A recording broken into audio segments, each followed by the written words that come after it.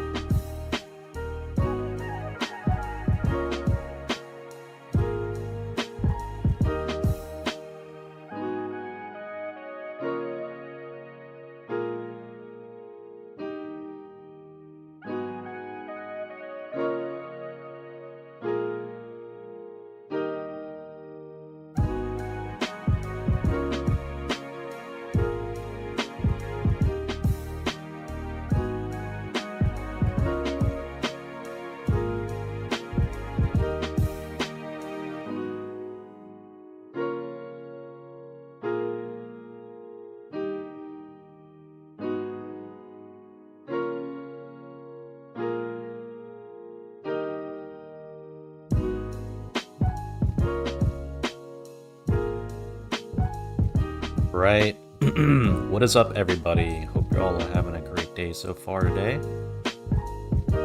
Today I figured we go through some of the VODs of the games we played in Ranked. I thought it would be beneficial for us to go through together, and so if you guys come into my league streams, you'll know that I've been meaning to go through the VODs, watching through the gameplay, and just seeing what I can do better to help my team win. As you know, I'm currently in gold. I'm in gold 2 right now. So yesterday somebody asked, what is the plan? When are we getting to plat? What's the time period? Like I said, I'll reiterate here, you know, Dan and I won't be streaming on Thursday, Friday, or next Monday. We'll continue back up on Wednesday, but Wednesday's normally a variety stream. We're playing Helldivers probably, and then, you know, we won't get started until Friday, so basically until the end of the month we only have like 2 more sessions, so we pretty much have to have a perfect ranked session to do that. So I mean, I would definitely say probably by, you know, midway June through June we'll probably have it done. It's a plat. You know, I'm feeling pretty good. I think that we're doing pretty well so far. Yeah, today I thought we'd just go through some of the VODs, and if we kind of get through them before the end of the stream, then go ahead and hop into some Hi-Fi Rush to finish it off. Today I thought we'd do something a little bit different, you know, explore the VODs and see just how I can get better as a player.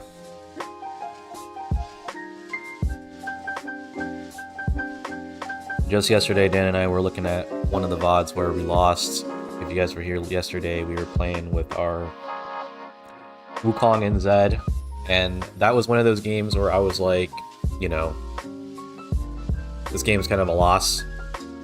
When we watched the VOD over, we were like, yeah, so even if, you know, either Dan roamed or if I roamed or if both of us roamed, right, and tried to help out our team, it's kind of a lost cause, because both our top laner, our mid laner were just sadly just a bunch of inters. I mean, it was 21 minutes and, you know, they ended with less than 100 CS. It was pretty bad. And for those of you that don't know, you know, you're supposed to get about 100 CS per minute. It's 10 CS per minute is like the highest that you can get, right? Most people in like low elo, which is where we're in, you know, we normally get around, I would say, like 6 to 7 CS per minute. It's pretty, you know, we're not that good. But 6 to 7 CS is pretty average, I would say, for the elo that we're in. I know I need to work on my CS. It's pretty bad. I can always improve. But I guess so long as my CS is better than most of the people I'm playing against, you know, it accomplishes what we need to do. Anyway, we're gonna jump into the first VOD here. So we're gonna go down here to this Rek'Sai game. So let's take a look at what happened here. So Dan was playing mid lane, Pantheon. So kind of another reason why I wanted to go through these VODs is because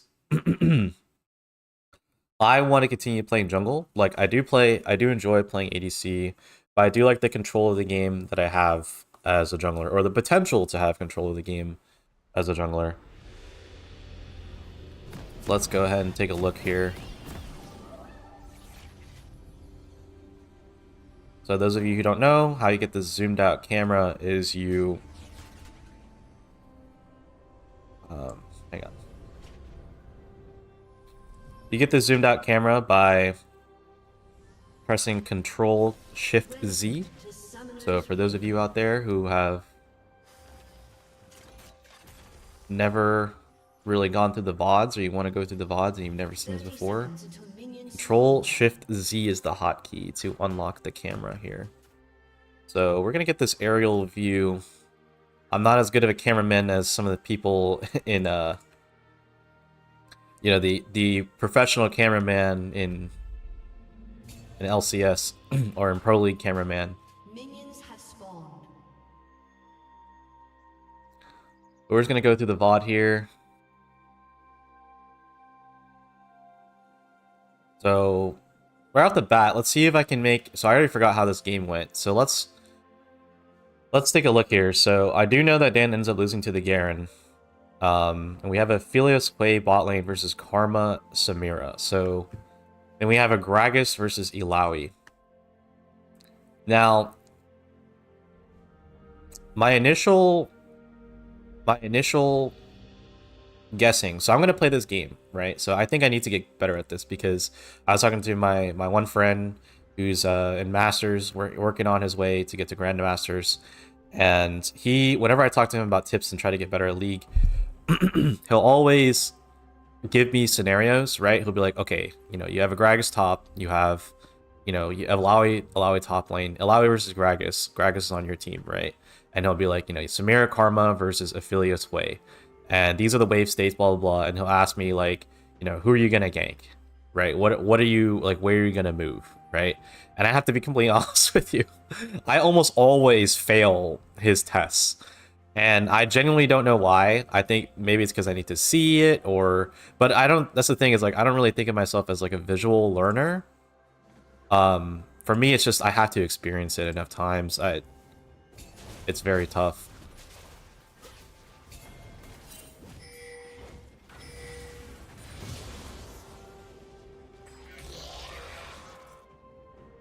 Okay, so definitely right here, I don't know what I was doing. I should have gone straight to my Gromp, right? Oh, right, sorry. So I ended up not doing my prediction. So my prediction is that Gragas comes out on top, right?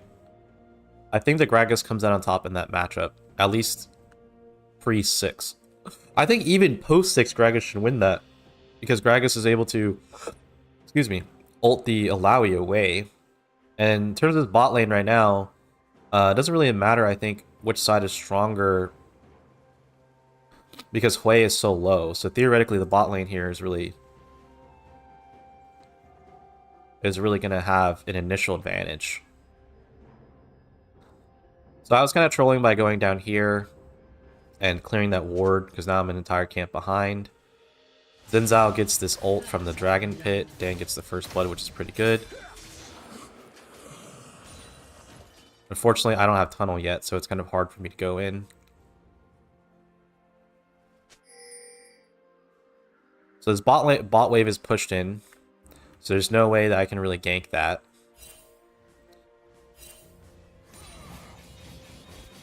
And here, I'm contesting the Scuttle Crab, just because I know I'm a little behind.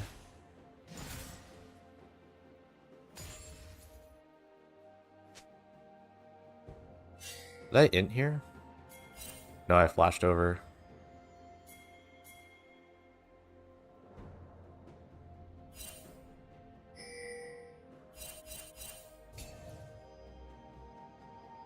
Okay. So the Gragas there did ping for me to be careful. That was not a smart play. I definitely made a mistake here going for my Krugs, and the Garen was very smart to do that. So let's take a look here. So as I'm backing here, I should definitely be looking mid lane and being like, okay, Garen is missing, right? Let me see here. So I'm fighting. Garen reacts. I don't remember, obviously, if Dan told me about this. I should have also seen that he was destroying my... Again, where does Xin Zhao ping that he's going? He says he's coming mid lane. Okay. The Xin Zhao is reacting to this. Okay, that was really unfortunate. I think, yeah, that's definitely a misplay on my part. Anyway, they go here and they clear my top side. I need to ping Dan to come help me more often. Let's see here. I think he had a pretty decent sized wave. But he's also not really shoving, he's just last hitting and he's just freezing the wave there. So that's good to note. Let's go ahead and fast forward here a little bit.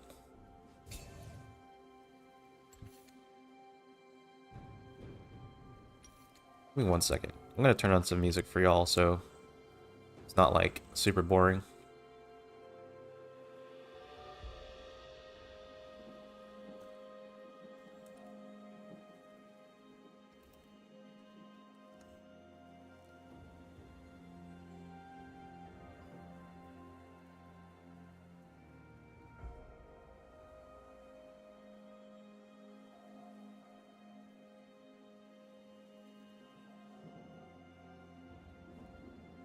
Okay, let me just add the audio source here.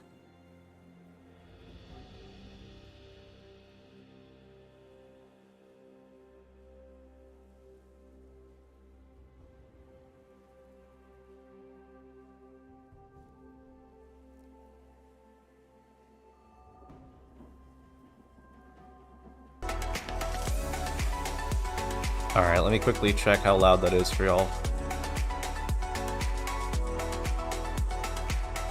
Make sure you guys can hear me, right?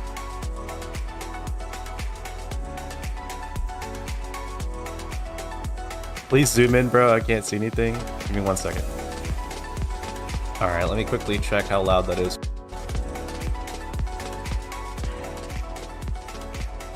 Make sure you guys can hear me, right? Okay. Okay, here we go. Okay. Alright.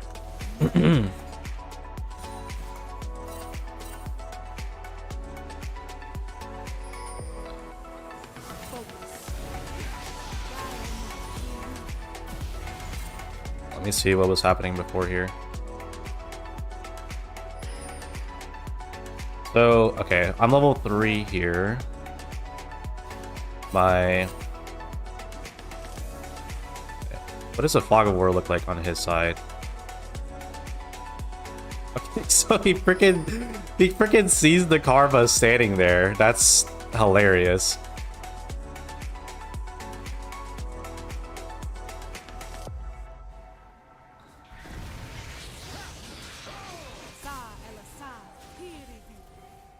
Okay, I remember this part specifically.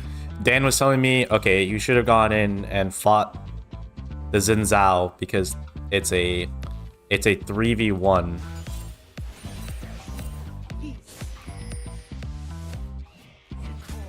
At this point, I think the Garen... Okay, the Garen doesn't have flash. I see what Dan is talking about, but I don't know about this.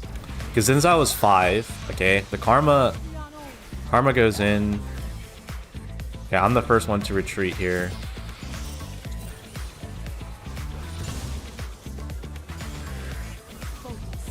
I'm not sure. I could have went in to knock up the Xin Zhao there.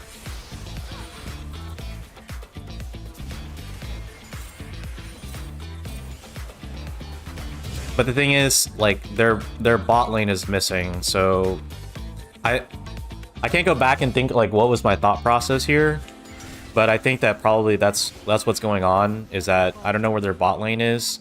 Their bot lane could have easily rotated here and then killed us, but I didn't know that, and so I pulled out because this bush was unwarded. But Dan was saying, oh, it was 3v1, we could have gone there.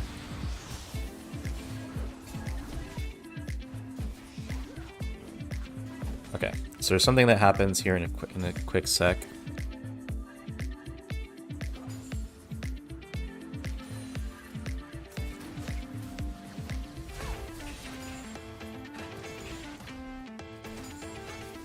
Okay, so I'm clearing my Gromp here, and then I think I play reactively to this Xin Zhao gank. Okay, bot lane's playing up with no vision. Exhaust comes out. Karma instantly dies.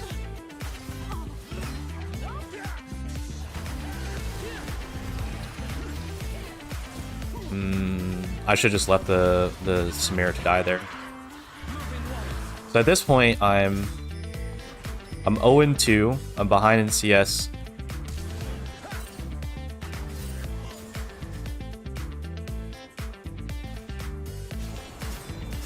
I'm behind an XP, right? I'm like level 4 right now or something.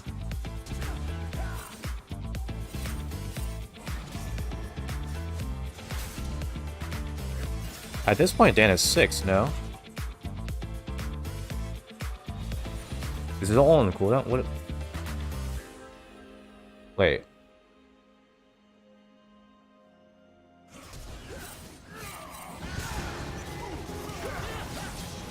Did he just not grab his ult yet?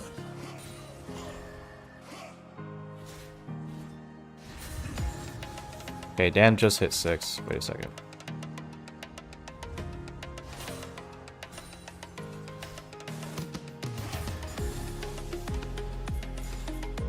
No, he has his ult. Okay, I need to ping Dan more. I just need to ping him to help, especially if he's playing the Panth mid.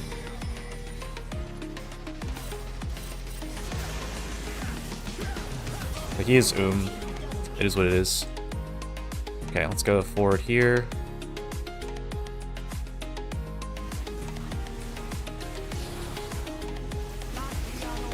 So this whole time I haven't been top at all. Meanwhile, the Alawi is pushed in, so I kind of want to go back and see what's been going on top lane.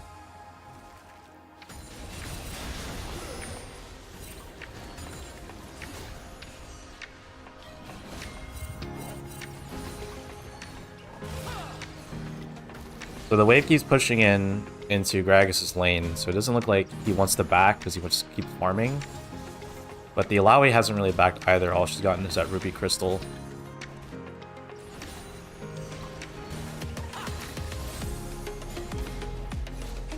But let me go back to here, because I think maybe I should have decided to play opposite of the Xin Zhao after we make this really crap play here at the chickens. So I'd back up here, go for the scuttle.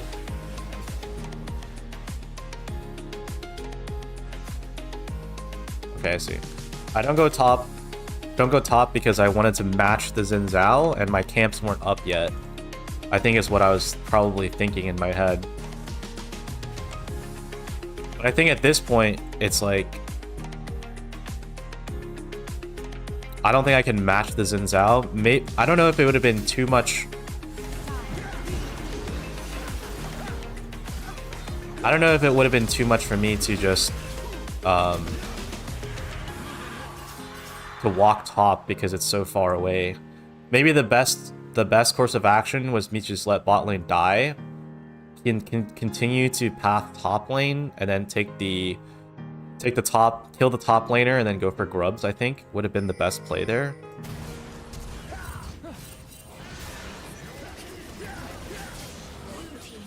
Because that way bot lane would have died here, and then Dan wouldn't have died there. The Xin Zhao wouldn't have gotten, you know, that much further ahead, because right now he's 5-0. Because he killed me, killed the bot lane, and then he kills Dan, which is massive gold to him. What the heck? Sorry, there's a freaking ad playing.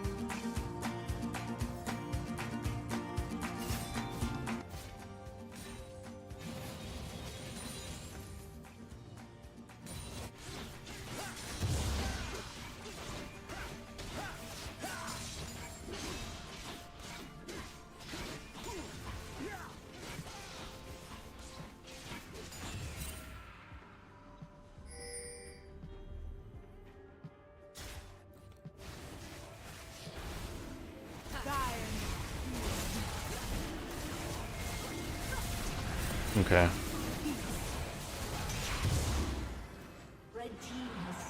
Let's see here.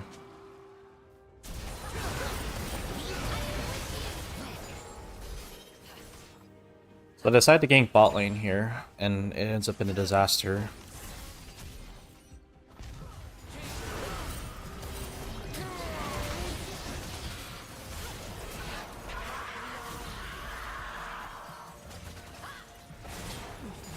Okay.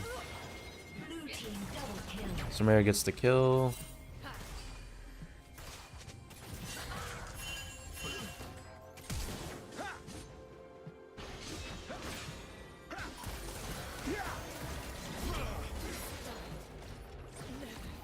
Hmm.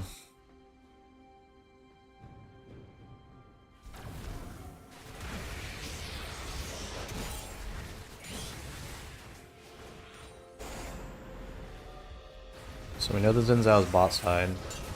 I need to keep an eye on my... As playing as Rek'Sai, I need to make sure that I know where my tunnels are and then when they get destroyed. So it kind of gives me a little bit of an idea of where the team is moving. The enemy team is moving. So here I'm finally topside. Looking at the items here. Fiend. This could have been favorable. Did we end up getting this kill?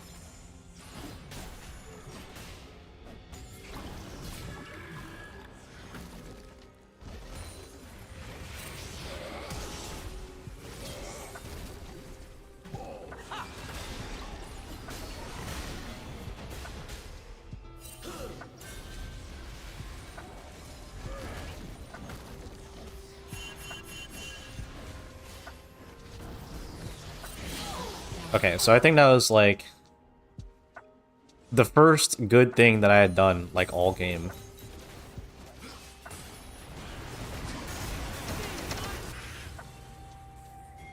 Let's see what happens next. There's these bot lane fights.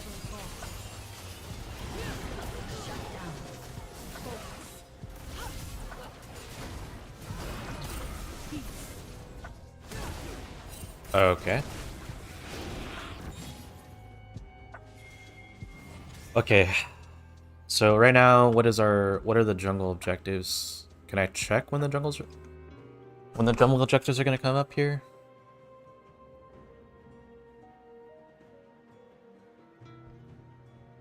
We're objective timers, here we go.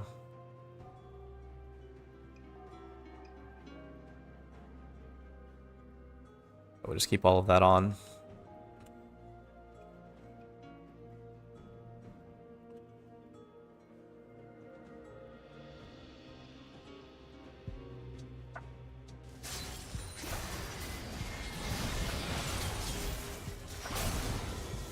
Okay.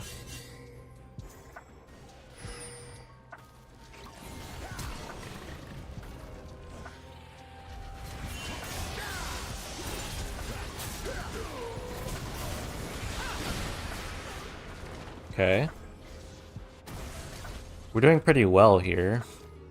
Coming back, shutting down the Xin Zhao, getting the Gragas further ahead is always good. Now, what really caused us to lose this game? Because at this point, I would say, yeah, we're 2,000 gold difference.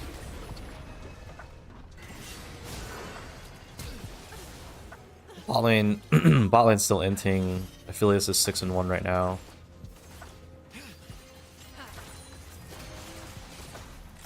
Okay, getting Void Grubs.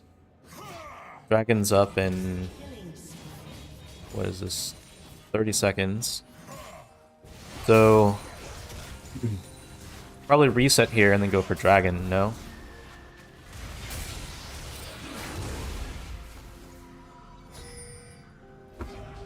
No, I'm just running around, wasting time. I go to Old Dan's mid wave.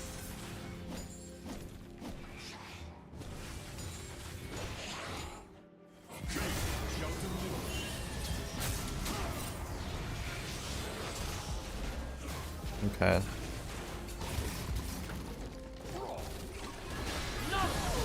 The Gragas is a lot stronger than the Illaoi now.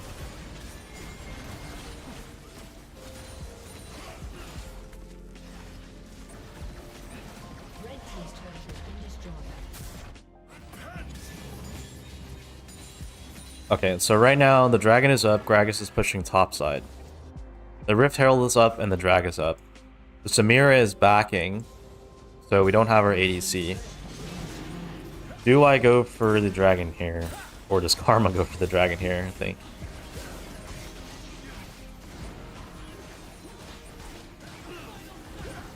No, I'm trading the Rift Herald.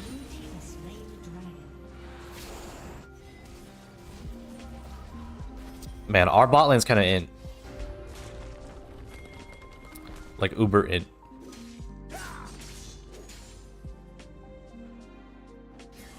And I think at this point, I tell Dan, okay, our Samira leaves the game.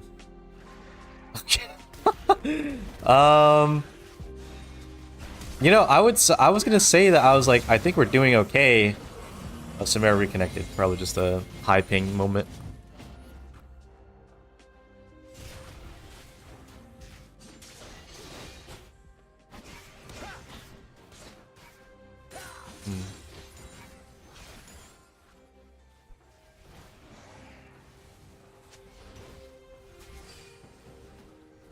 I think that's something I could have done better in this game, is definitely ganking the Gragas a lot more.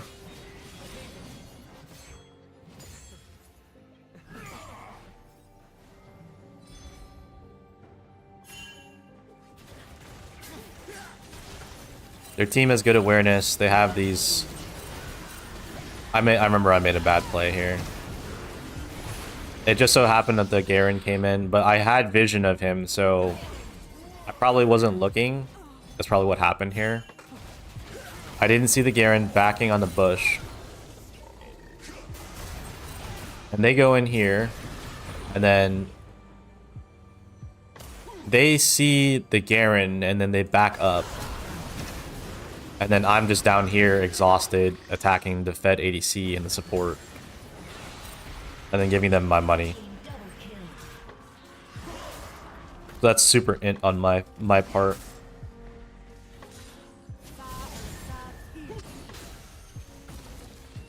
Definitely better map awareness need to have. At this point I have 4 deaths.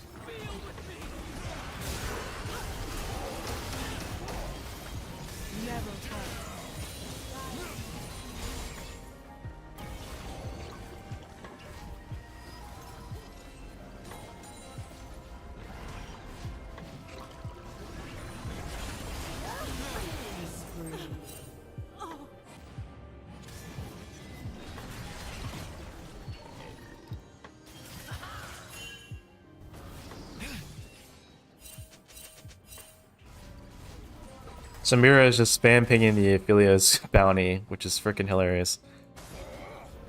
Okay, so they're going... This is where I think I'm trying to make a play bot lane. I'm trying to be like, okay, let's try to shut the wave. Let's not fight this. Samira's up here. Getting hit by...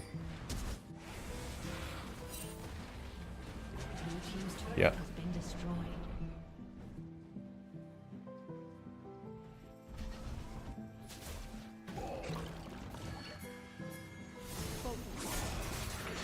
Did they get this kill on the Zinzal?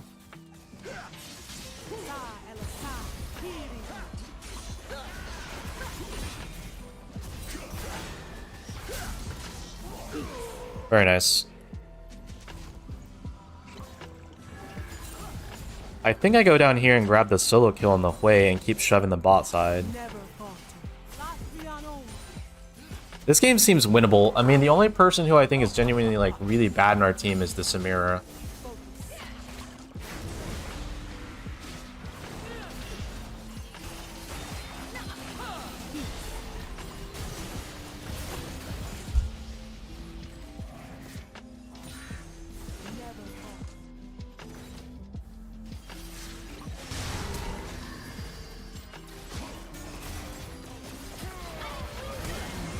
Wow. Samira gets the 1,000 gold shutdown there. She's building Collector. I think I do remember that was a major problem that I had. Because I think her build was like completely garbage.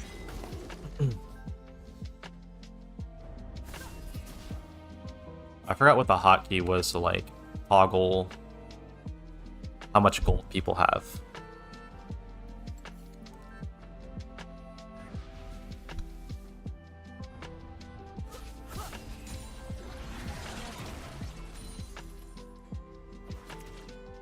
Toggle control.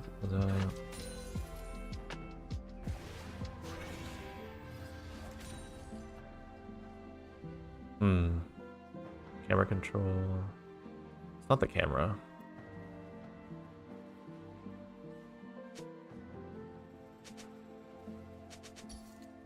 X. Okay. Thank you. So Samira actually has the most money on our team right now.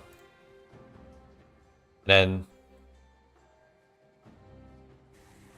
that's her build.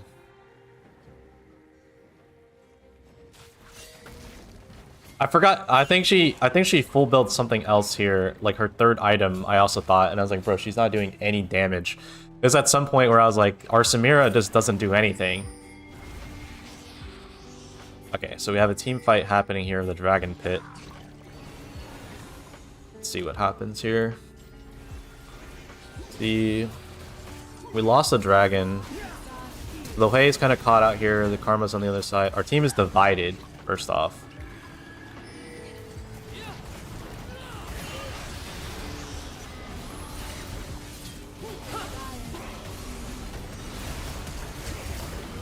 Okay, so Dan runs in and W's the Hui and dies. Let's see.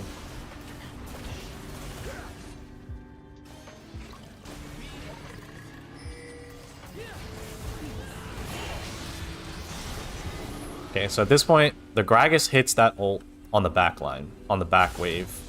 And then now we just have their front line here. And this is our Samira.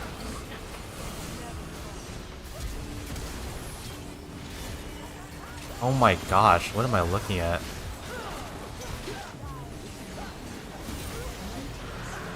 Where am I in this fight?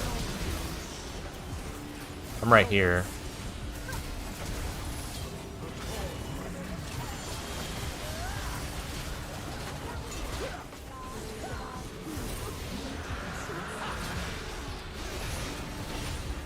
Okay, so that was pretty bad. I think going back to the beginning of the team fight here. So definitely I think we should have positioned over on this side. We don't... Do we have vision of this? Red side. Okay. So we have vision of their whole team. So we know the Garen's down here. The Alawi and the Xin are on Dragon, and we see the Aphelios and the Hui are completely caught out here. Karma even lands her W on it. At this point, I feel like I should have seen this and just taken my E and gone over the wall. But instead, I'm going over here to back up the ADC and the Gragas. But I definitely think Sedan is literally right there as well. So if we had just gone over here and went in on the Aphelios Hui, the team fight I think would have gone much more differently. Because the way here, now they can space this out. They have the proper formation. They've got the Alawi, the Xin Zhao, and then the Garen's come up from behind us, and now we're sandwiched with our 1 HP Karma. I mean, she's basically out of the fight because she can't do anything with how little HP she has. And she lost the HP because we weren't there to back her up here. Yeah. I see.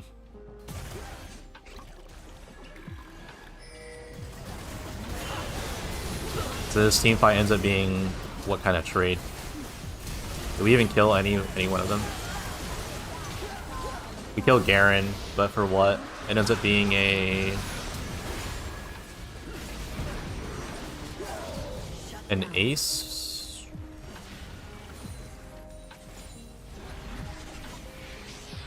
Yeah, it ends up being an ace because I die over here.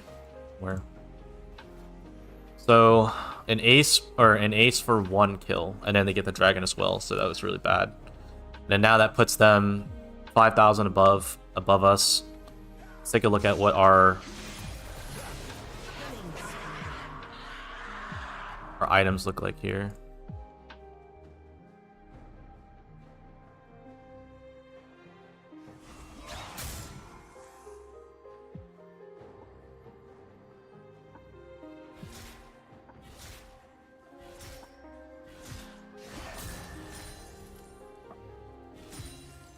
Okay. So the Baron's up. Both top and bot are neutral. All the lanes are neutral right now.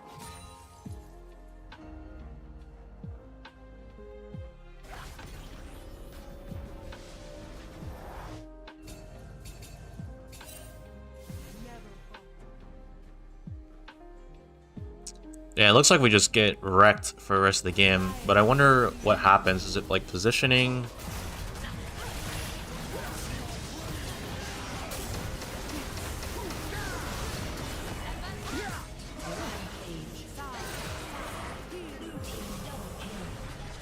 It's just so bad. What even happened there? So Karma's down there, warding. Karma comes up here. Okay, I see.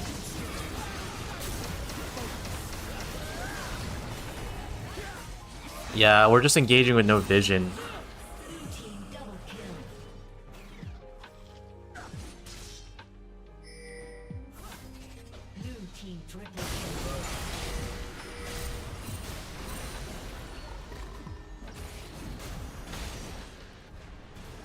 And the Alawi has her items now, so she's strong.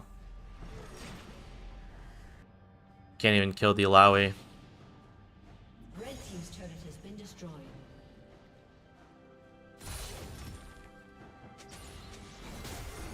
Red team's turret has been destroyed. Red team's inhibitor has been destroyed.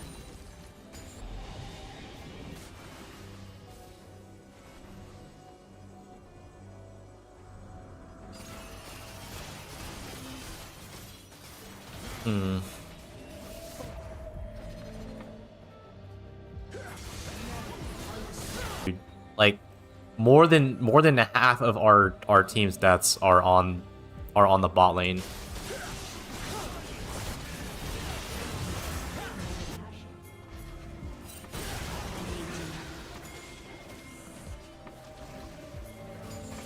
So do you guys think that it's a smart play for me to go bot lane here? Or maybe you have even gone mid to shove this out while they were going for a Baron? Because there's no way we can contest this, right? Like our team has no business contesting this Baron at all. Karma's pinging me missing, but it's like what else are we gonna do? Like we have to put some pressure on the map. Because we don't have the bot lane pushed out, it's so easy for them. Like if we had this bot wave pushing in, we could have gotten this turret. But what's crazy here is I didn't even see, like I'm just watching myself farm. I don't know why I'm doing that. But what's crazy here is the enemy team gets the Baron, and then somehow like our entire team gets wiped, you know? Like Dan's over here fighting the Xin Zhao. He gets wrecked because Xin Zhao is 17-5, right? 17-5. Dan has 1 item. Xin Zhao has 3.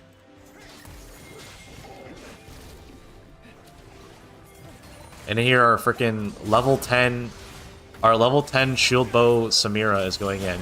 The Gragas is completely lost. And we get absolutely wrecked. And I'm over here down on the bot lane. And I'm sitting here and I'm thinking to myself, like, was that a bad play for me to go bot because my team got wiped? Or, like, did my team just get wiped and there's nothing I can do there, right?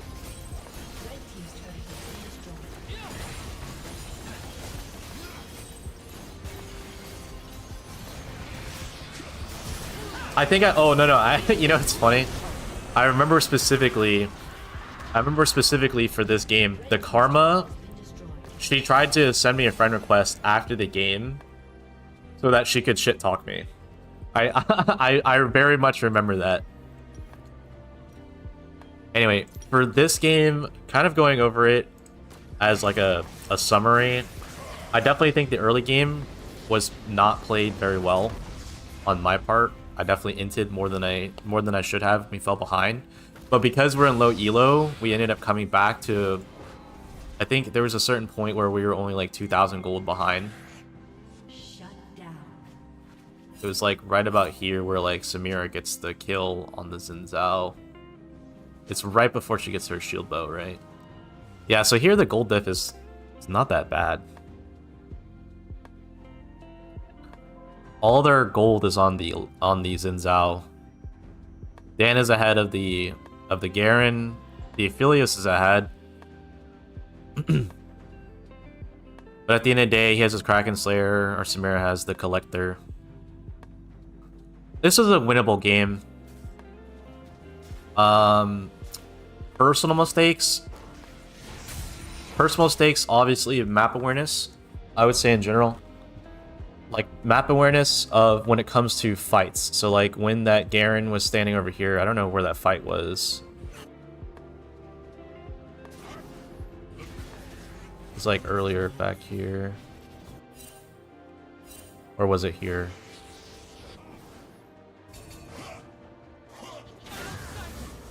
I think it was right here, maybe.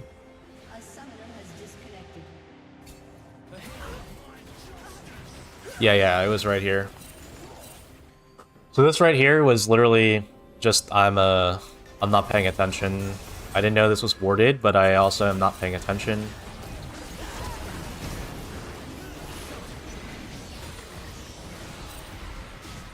And then made a mistake by going in on here when the Garen goes in on our people.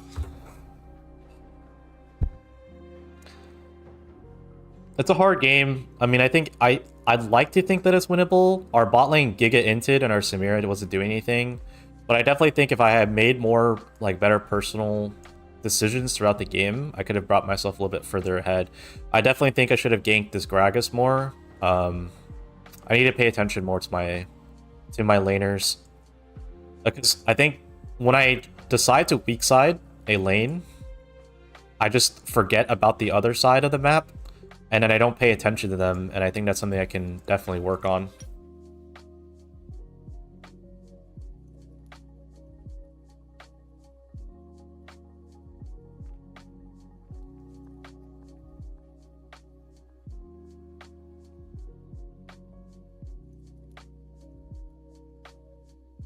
Okay.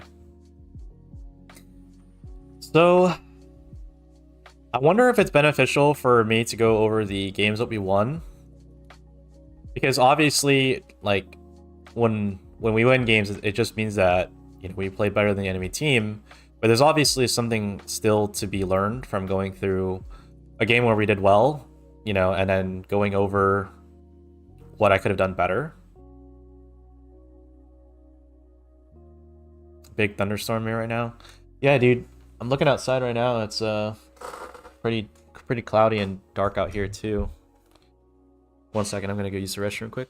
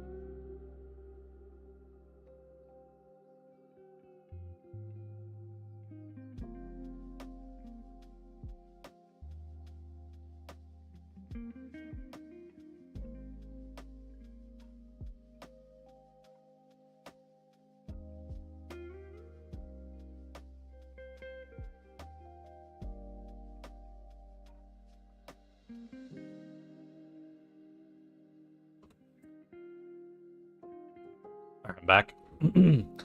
You know, something I was thinking about was, I think in the middle of the game, I am cognizant of the mistakes that I'm making, and I think that I need to learn how to do a mental reset in the middle of the game instead of kind of be like, oh man, I'll just do better next game. I think it would be beneficial for me to be like, oh man, how can I do better this game? Like, instead of, you know, thinking into the future or whatever, just think about what can I do right now to win this game. And I think I genuinely struggle with that.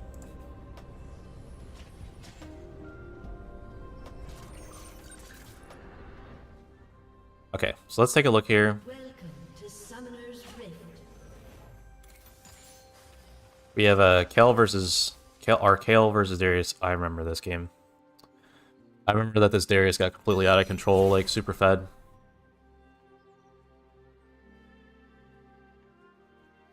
And I remember that Dan and I had a disagreement on how this game could have been won.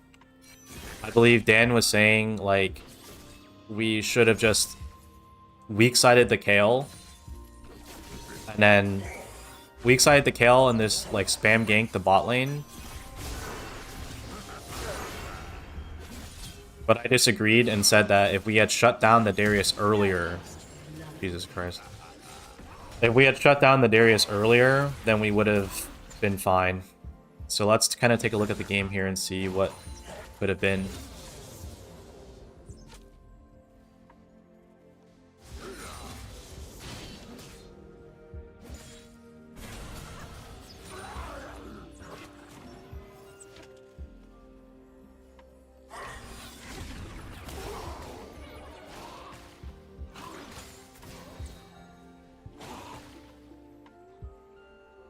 I don't agree with that mindset. You're in the prime learning elo where trial and error is king. You should really be saying, what else could I have tried in this game? Like, while in the game? Because I was saying that, like, while I'm in the game, right? While I'm in the game, I'm thinking, you know, what can I do to win this game, like, now, right? Like, what can I do to change the outcome of this game now? I was gonna say, you know, I was saying that, you know, I shouldn't be thinking, you know, what should I, like, oh, I'll do this next game. You know what I mean? Like, yeah, obviously think, like, what else could I have tried in this game? But I feel like thinking that in the current game that I'm playing isn't really helpful. And it's kind of better for me to have that mentality afterwards.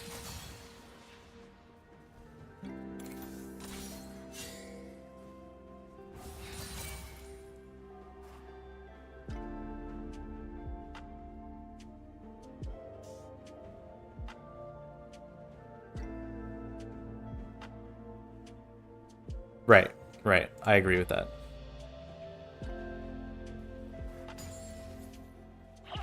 I'm just sitting on this ward here.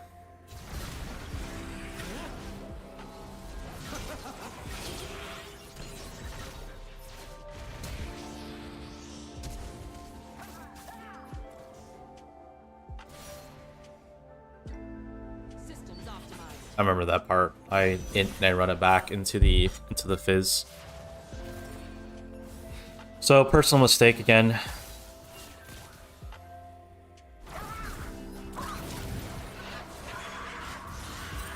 Mastery 7th.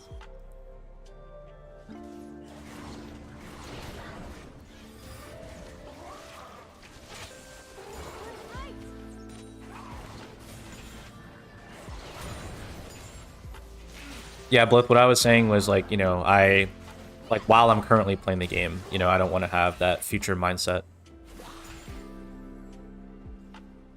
Just kind of lock in the current game, right?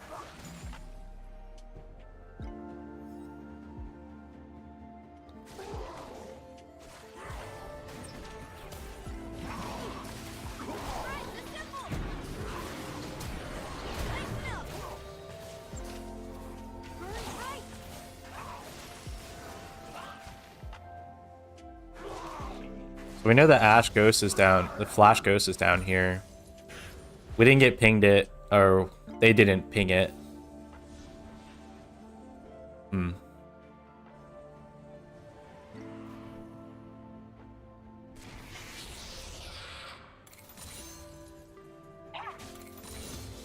Could I have ganked Dan a lot more this game too?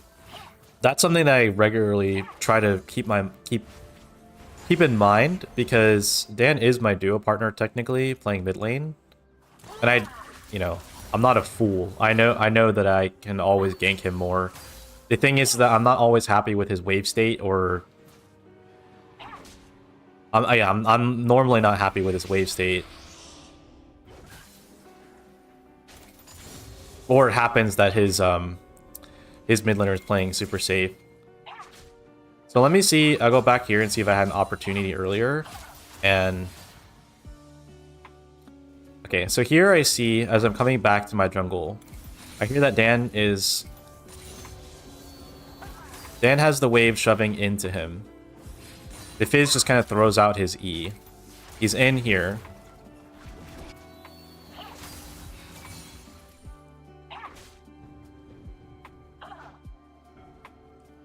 Okay. I think what I'm going to do is, looking at this VOD, I'm probably going to tell Dan if he can help me out while I'm on my lane and map awareness journey to help me out and ask for ganks. Because I definitely think that Dan is sometimes like, I'm not blaming this on him, I just want to be like super clear. I don't think it's his fault that we, specifically his fault that we lose any games. I think of us as equals. But, I'm just kind of thinking that maybe I can ask Dan to help me out as well. So that, because we are a duo and we're on comms, which is very beneficial. And we're not stuck in the, problem where you have to type to each other, just like, your other teammates.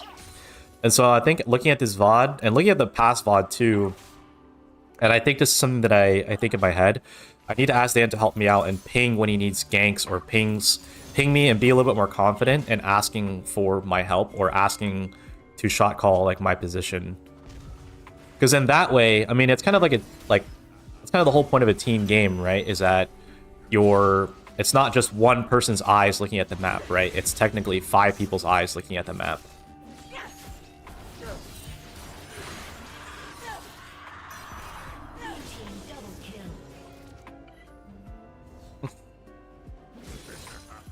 That's really it of me going in on the Darius there. So I would say at this point, since Darius is Darius, I don't think that I should pre-6 gank this Kayle unless that Darius is really low. Because, well, like, what is Kayle going to do? Stand in melee range and get hit by Darius's Q? So that's kind of like a decision for sure. Let's go back here for a second. I think I decided on doing this just because I was topside. But really what I should have done after grabbing my Krugs...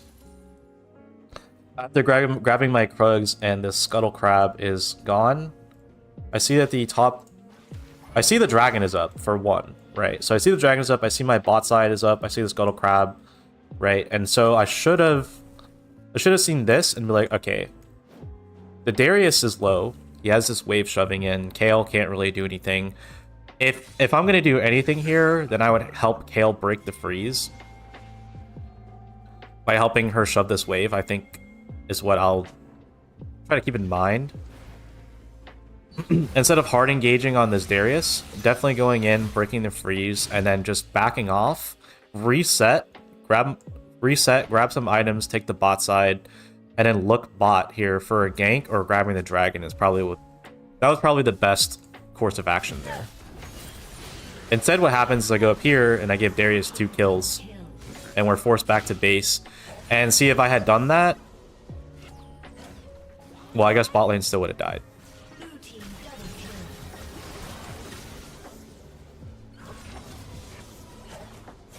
Bot lane still would have died there. That's not something I can really control from the position that I was in. But here now I'm pathing bot. It still would have been a better position. I mean, obviously, wouldn't have given Darius his heals. At the very least, Darius wouldn't have gotten those 2 kills. So that probably would have been better. At this point, we're 6-0.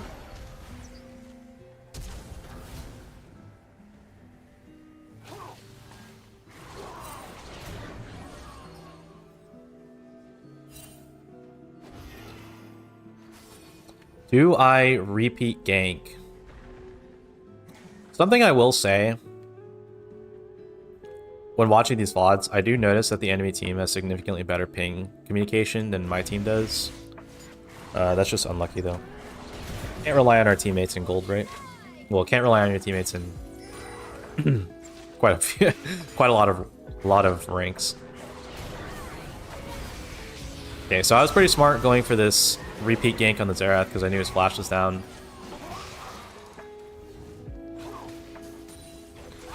I should probably do more of that.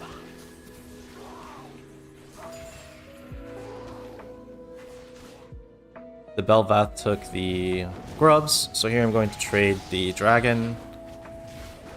Looks like we end up losing it. Because the bot lane is shoving their wave. I guess I didn't want to take their XP, but if I want to go for Dragon, I should have helped them clear out this bot side.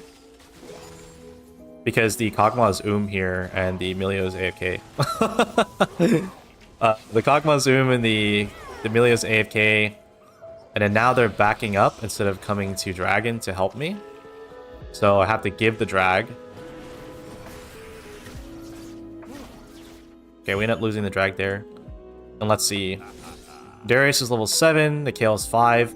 I think this is the point where I realized, I was like, oh man, dude, like, the Kayle is so far behind. I have to help her out, right? Dear lord, that's disgusting.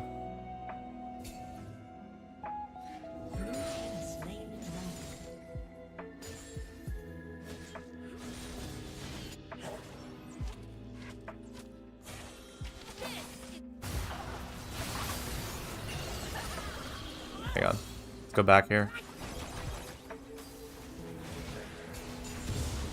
Okay. Wait, Emilio's inting.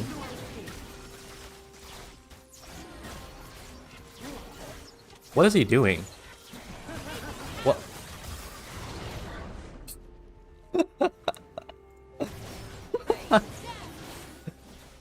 What is Emilio doing, bro? This is not a real human, right? Not a real person.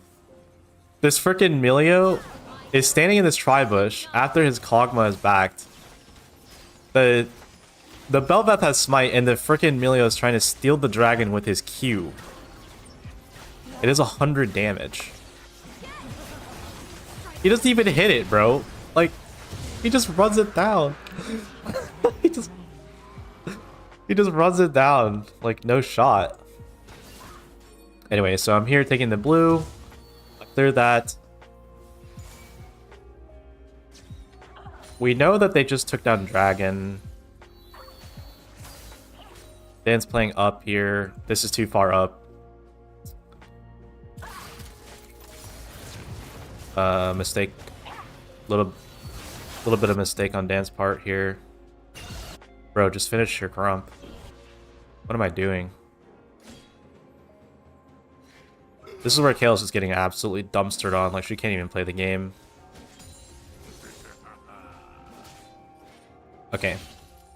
Looking at this VOD here. So far, at this point in the game, I would say I agree with Dan. I should have all in on the bot side here and help the Kog'Maw get ahead. Let's see how my decision making goes for the rest of the game here. So here I am. We know that the Ashe and the Xerath flash is still down. Well, I don't know if we know that. Let's check real quick. 629. Yeah, we do know that their flash is still down. So really, I should just be spam ganking the bot lane while the Xerath's flash is down. But the bot wave is pushing in here. I called Dan to come help me. And then Dan was complaining because he said he wasn't getting his stacks.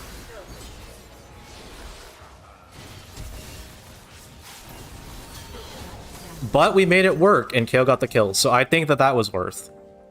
I definitely think that was worth. That was a good play on the Kayle.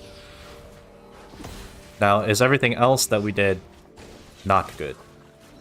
Bel'Veth looks like she does make a play down here on the Emilio again.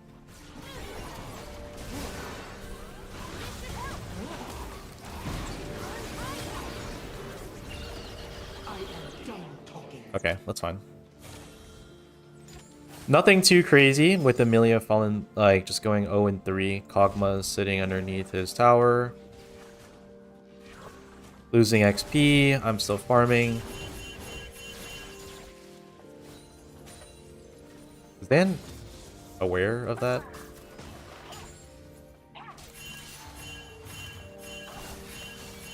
No, dude, Dan is,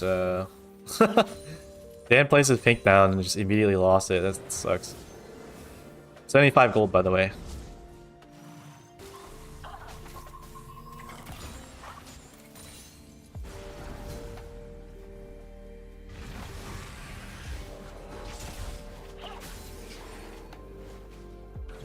I do have to admit that I'm like increasingly frustrated by how quickly the enemy mid laners always seem to react. They seem to react to my fights.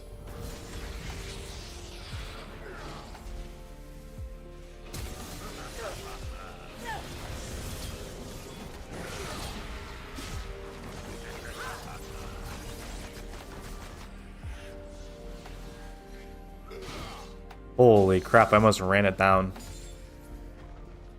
That was such a bad play, and I baited the Kale. That's my fault that Kale died there. I baited her. She would have been fine just sitting on her tower, unless the Bel'Veth dove.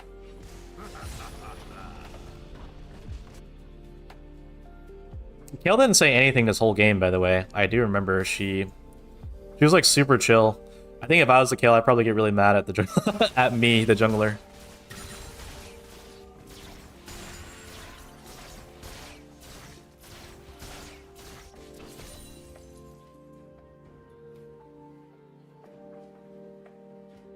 Rek'Sai R should be used as a skill to dodge other skills from the majority of the time. Yeah, I think I'm starting to get a little bit better at that. Oh, that freaking sucked. If I had my R there, I would have killed her. Yeah, I do see what you're saying. So far, Dan, I would say at this point in the game, when we made that play up here and we killed the where was it? It was back here. This was a good play on the Darius.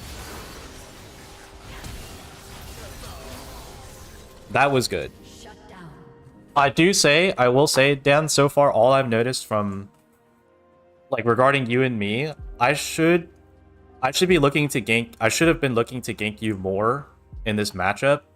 And what I was saying earlier is I need your help to like ping when you need me to gank you, right? Or when you're in a good position to get ganked, just tell me or ping me and be like, hey Joseph, you know, like come ping me, like, or come gank me, like this is a good opportunity. Because what I was saying earlier is that, you know, that's kind of the benefit of us being in call and us being in a team, is that we have, you know, it's a team game, so we have, you know, two eyes on the map instead of just like one eye on the map. So while I am the jungler, I'm not good enough to see the whole map yet, right? I don't really have like good enough map awareness. So if you can help me out and just tell me like, oh, come gank me right now, like the lane is pushed up, right? Oh, he has no wards or whatever, right? Then you can tell me, like, just be more, it's kind of like that confidence talk that we were having yesterday. So yesterday after stream, for everybody else, Dan and I kind of sat over and we were talking about, you know, what can we be doing better? You know, what is our skill level in regards to, you know, our teammates? And, you know, one of the things we were discussing is like our confidence. We should be, I would say the majority of the time, our macro and micro is better than most of our teammates and the enemy team. But we're not confident enough to ping people out. But I think that through watching these VODs, we can also help each other out, Dan. So just reiterating that point over and over again. Just really hone it in. We can help each other out with callouts and shot calls. Gold player sucks. Yeah. Okay, let's skip ahead to, that's when I died to the Rek'Sai, or the Bel'Veth in the pit. You die here? Looks like you do eventually. But I will say, looking through the VOD, I do agree that I could have played more heavily bot lane.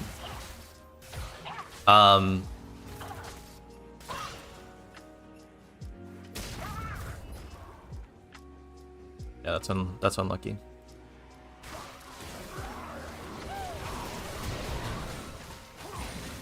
Well, let's kind of go back. Let's go back to here where I int on the Kale and just watch the bot side and see what was going on down there. Okay.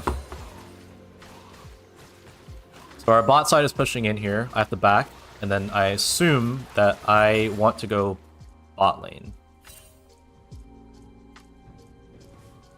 But instead, I'm running to the grubs. So what I should have done here... Dan TP's in. So I know that Dan has Prio in the mid lane, and the dragon's coming up in 53 seconds. Bot lane is moving bot side, and the bot wave is pushing in. So I definitely should have gone bots, cleared out my bot side, my blue side. Because, look, here I would be on my Gromp. And then Dan wouldn't have ran here. Dan would have had free reign to come help gank bot lane as well, instead of going here to fight the Bel'Veth. And then Dan ultimately gets caught out and dies to the Fizz.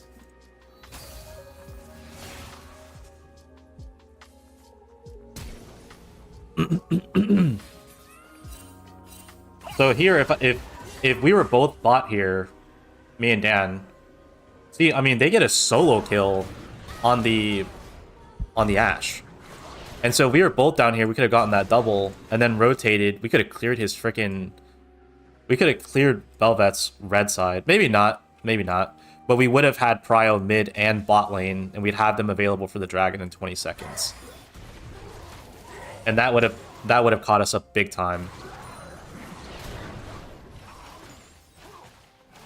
So that's just a map awareness thing. Whenever I back, I need to look at the map. Like, it just needs to happen. I keep saying it. I can say it as many times as possible, but I think I just need to do it, you know? But yeah, that would have been a way better play.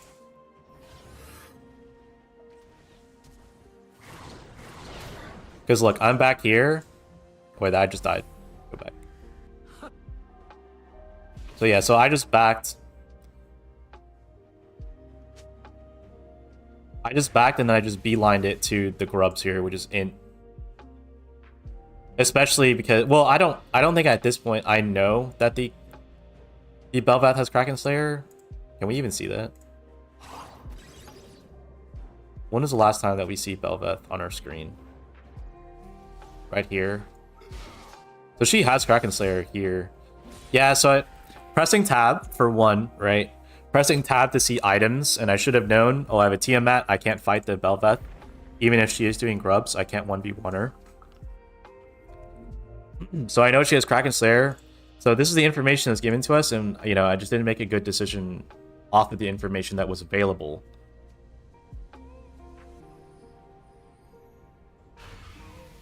So yeah, going bot here, and then both of us rotating bot side would have been good. So let's go ahead and move forward.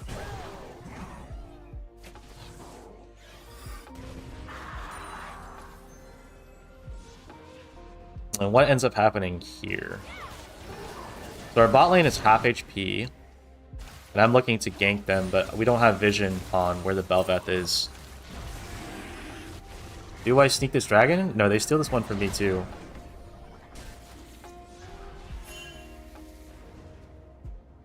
Well, no, I have to back up because bot lane's half HP. So it's kind of wild how the play made all the way back here. Where was this play made? At 12 minutes? Right? Like, the repercussions of that extends all the way... I mean, let's see how far the repercussions of that extends. Red team's turret has been destroyed. Because I didn't go bot lane and then gank the bot and get the dragon, it's still extending like almost a minute and a half to 2 minutes later, where the enemy team is able to further extend their lead. Because let's see. When I die to this Bel'Veth, they're about 5,000 gold ahead.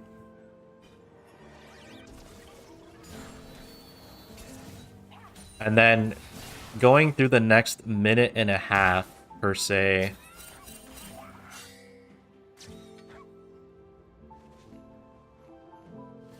I can just skip it. I don't know why I'm watching it. They end up getting 6,000 gold ahead, and then they grab this dragon, which puts them even further ahead. So now they have 2 dragons They have 2 Drakes, and they ended up getting the grubs. So how many grubs do they have?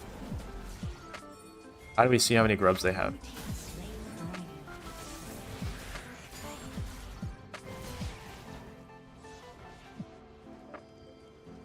I know they took the grubs, but I don't know how many they have. I'm gonna assume that they have 6. Let me see. Right? Where's your grub? Where's your grub counter, right? Yeah, I think they have 6.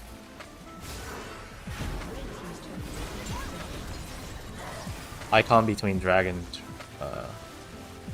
Oh, okay. I see. I keep forgetting that that's there. I think you've told me that before.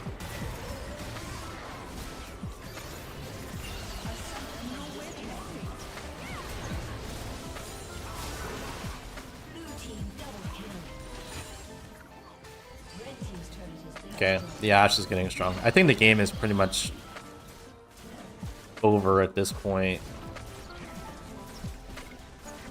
So everything that we could have done was right here in the first 15 minutes. Definitely could have been winnable. At this point, I think the enemy team just kind of runs away with their lead because they're so far ahead.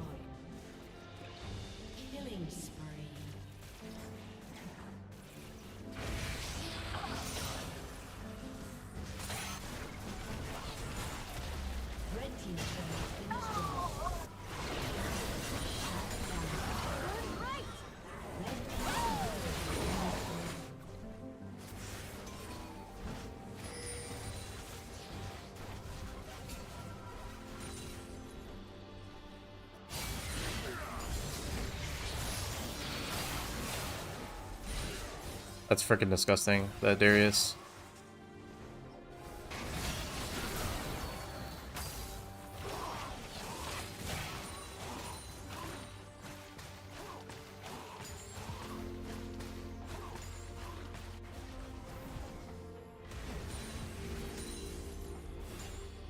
Okay, so they have our inhib here. I was kind of like scanning through. The dragon's up in 2 minutes for the 3rd dragon, but I think they... Yeah, they get that at the end, so it's pretty inconsequential.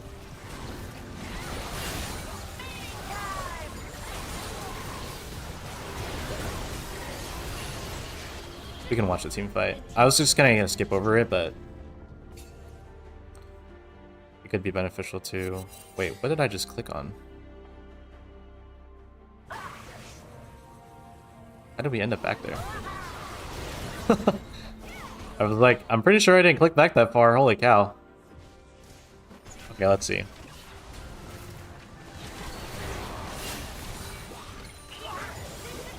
This is a 5v4. Fizz lands the ultimate on Dan. I think it's ulted by the Kale. They're just blasting you, bro.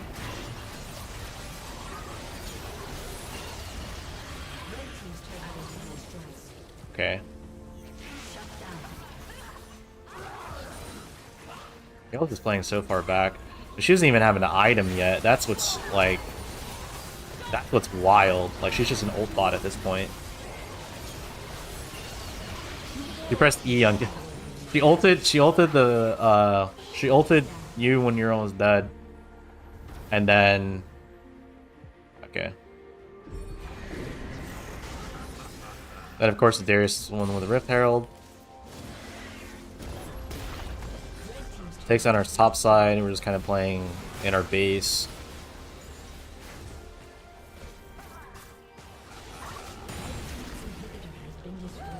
Yeah, I mean, the game's pretty much over at this point, right? There's nothing we could have done. So everything was definitely, yeah, back here in the top, in the 15s. Our team was just so far behind, man.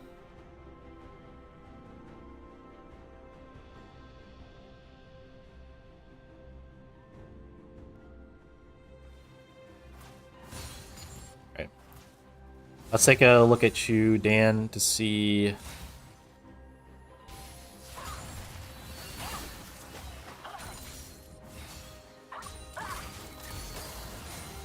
So here, okay, I think this is a good example here. right? With the Fizz, look how aggressive he is, right? He's just like running in on you when you're 6. Like his E is down, he's spamming it, right? And you see me bot side, like taking my wolves here. I think, Dan, you could have just been like, okay, you know, ping me or just make a call out and be like, you know, come mid for a free kill, right? Because then you can free farm. But because I wasn't looking mid, I ended up coming bot here, and I believe we end up making the play on the Xerath. No, we get his flash. And then later we get the kill on the Xerath because I repeat gank. Looks like you got the solo kill on the Fizz though, so not a big deal. Because you just press R on him, right?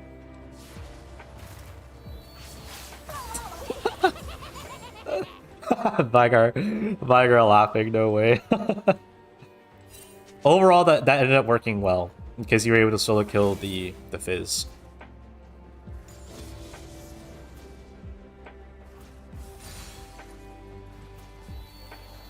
Well, let's take a look. There are probably other opportunities that were available. Maybe like right here, Dan. So you see how the Bel'Veth is top side? Wait, where was I here? So I'm coming back to lane.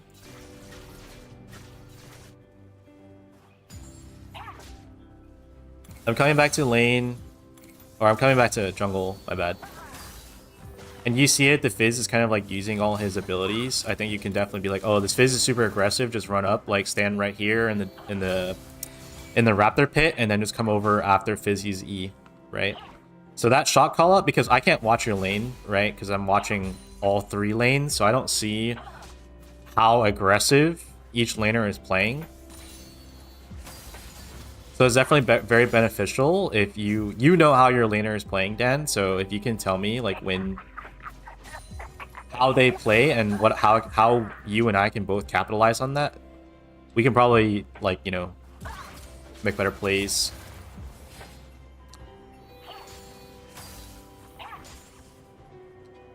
Because I think you'll agree with me in saying that like our synergy is definitely not, you know, we don't have synergy, really.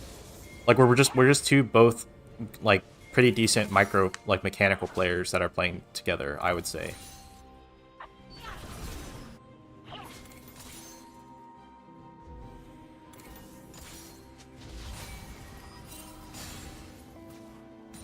Blue team double kill.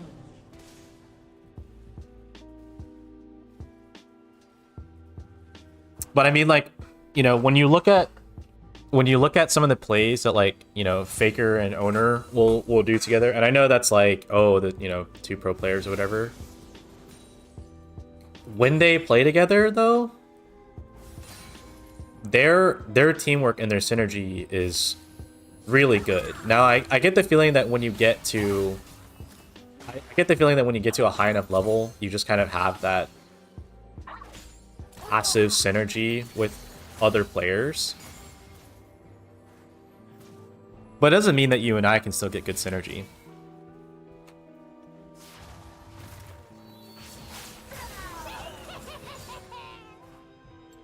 Okay, let's move on.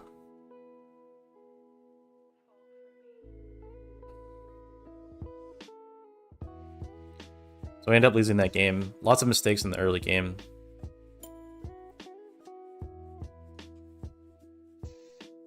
Oh, man.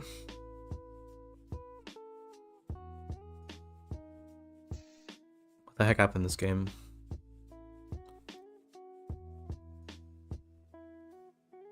This was the game where the Lucian was like,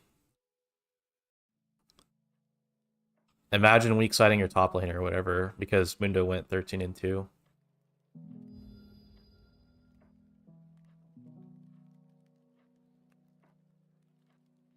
Okay. Let's take a look-see.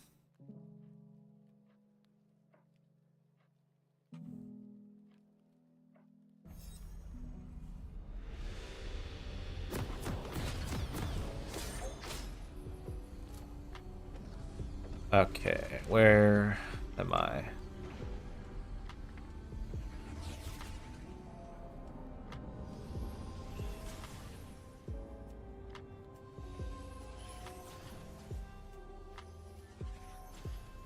Okay. Welcome to Summoner's Rift. So let's see. Looking at this,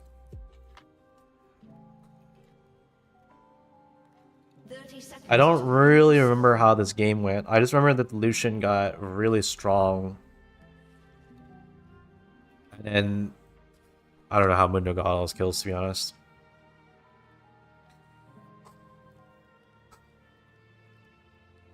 Maybe I should be taking notes so I can review them.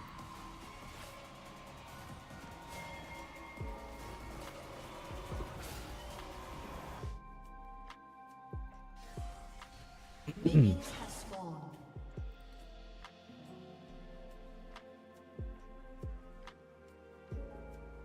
So they let this Viego solo the blue buff.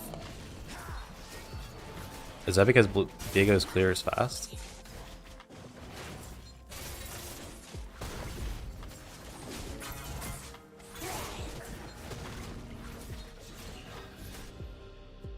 Bro, Viego cleared that like as freaking almost as fast as I did. Or is he 3 camping? Is that why? Wait, what is he doing? He didn't even smite his... He didn't smite his sentinel. I didn't see the cheese play that they did down here. Yeah, because Zyra's OP.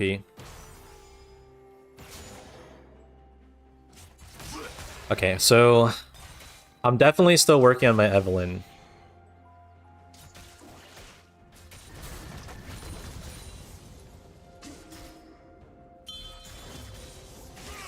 Definitely work in progress. I'm looking at when I need to, when I can gank and when I can't. Because the W is definitely a dead giveaway that you're ganking when you're pre-6.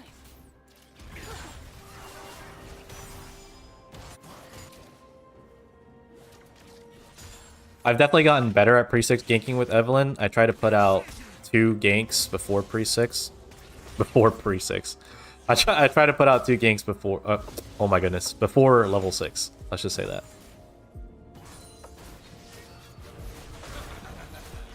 Okay, so he's going for his full clear bot side into red clear. Whereas I'm full clearing here. Tom Kench is low. Does he die here? He does.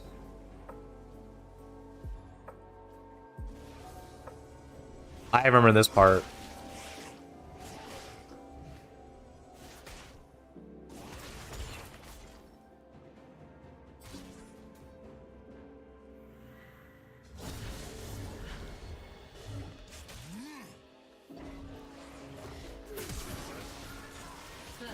Okay, I'm just inting. I'm just AFK and inting. I remember thinking that like when it happened, I was like, dude, what am I doing? I don't know, my brain just probably turned off. I'm a good enter. I'd be so mad if I was if I was the Tom Catch.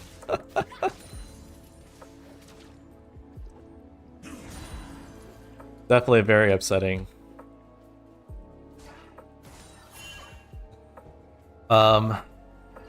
Okay, let's see what happens here in the mid lane.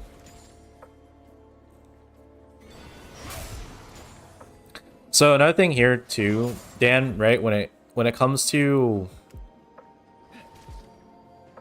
like pinging for assistance, I can also come in and help you break the freeze. So if, well, obviously here the wave's pushing in, but if you're ever in a situation where you need me to come in and help break the freeze, I can come in, obviously. I think you die before I even come in. To minions, I think. Oh. Big sad.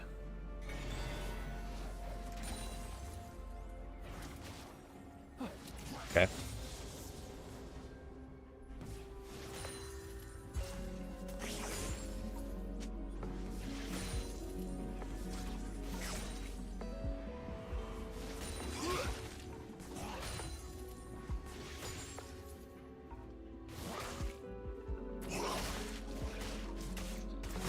Okay, so let's see what's happening on the map here.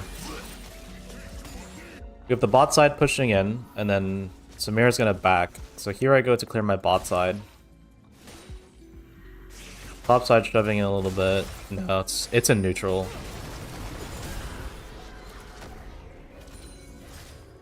Mid lane is free. I think Viego goes for the kill here.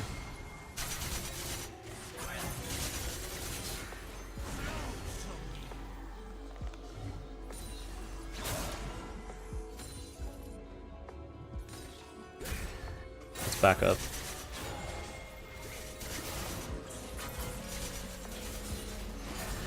So Viego's looking mid. I'm just here to deter him. Both bot and top, both side lanes are currently in neutral. So Viego's staying here, I don't know, farming. And what I should have been doing is that's exactly what I need to pay more attention to, right? When it comes to map awareness, I need to pay attention to where the Viego, I know he's going top side, right? So now what I want to do is, okay, it looks like I reacted accordingly. It just, they started fighting before I wanted them to.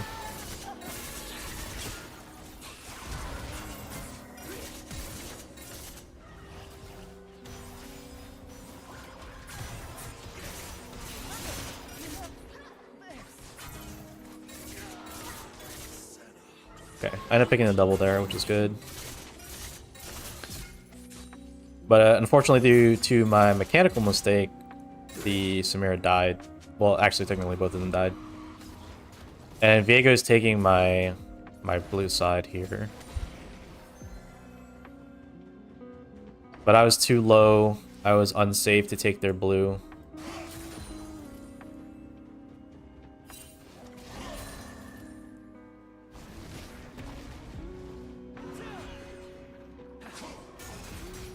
Is it?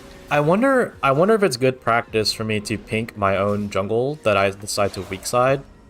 Like if I'm weak siding my top, right? I wonder if it's beneficial for me to put a pink like in this bush or this bush or something like that.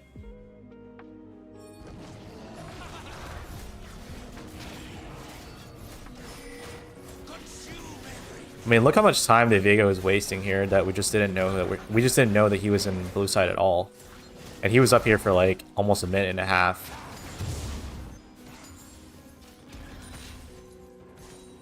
But I'm repeat ganking bot lane here.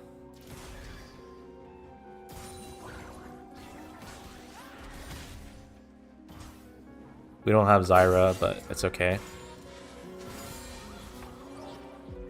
We could have, I think we could have gone in there. Samira's just a big baby.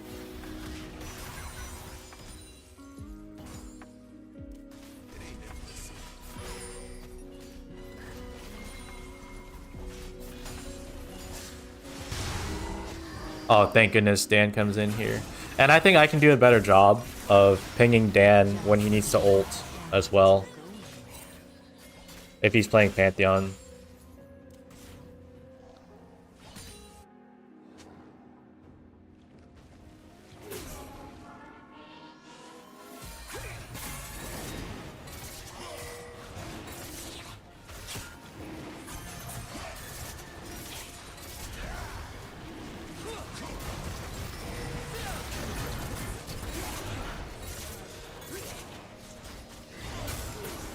Dude, Vega just runs it down, so...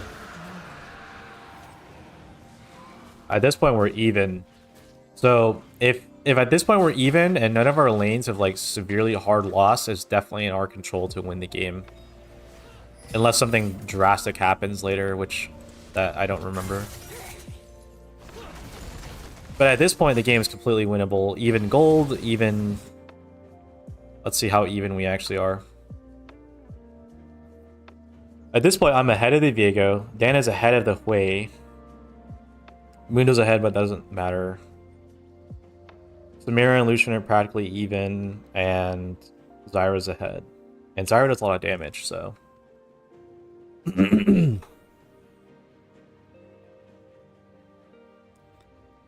Blaze ping me. At this point, I'm 2-0, so I'm actually really strong. Okay.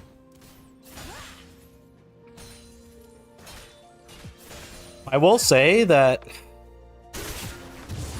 watching this game and like kind of watching the way that I was playing, I definitely think my brain was turned off while I was playing this game. Because we had just come off of that Rek'Sai loss, and I think my brain was just kind of fried.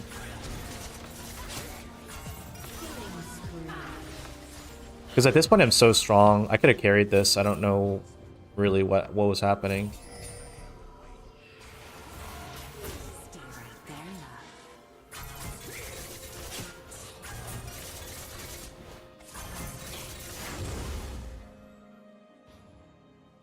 I remember that moment because Alone said, "Nice ult."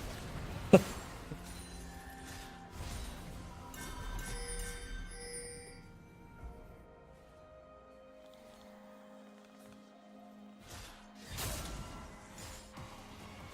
team's turret has been destroyed. That's that,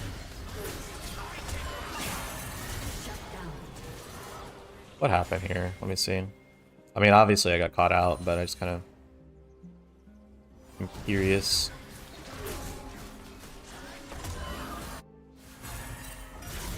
Yeah, I just got caught out. Simple as it gets. I got caught out.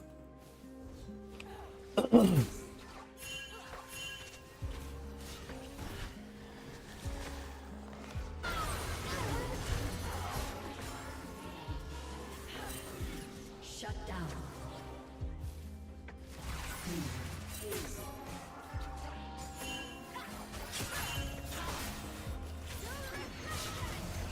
Oh no, Samir just got so greedy here. Really good ult on the Zyra.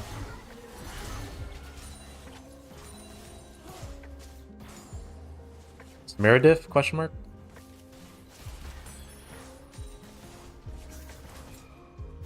Okay, so at this point, the enemy team's ahead. Now, what was their gold on? Still Mundo. Mundo still has... Yeah, Mundo is still the one with, God,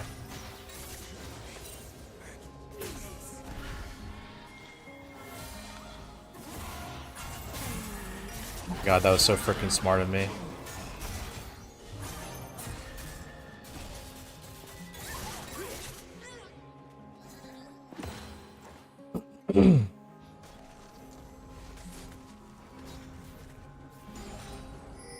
See this freaking play, dude? I'm a genius.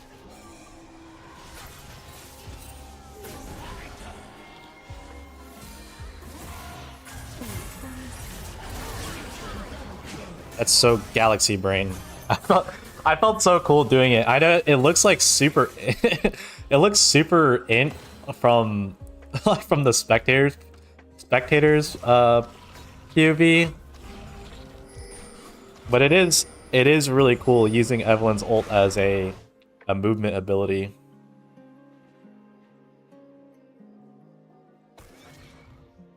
I really don't know, because right now the Mundo's 2-0. The enemy team has this turret, but they're still 1,000 gold ahead. We have the first Drake. They have all 6 grubs. I'm still trying to determine like really what happens here. It's a 30-minute long game, so we're about halfway through. So they have the Rift Herald.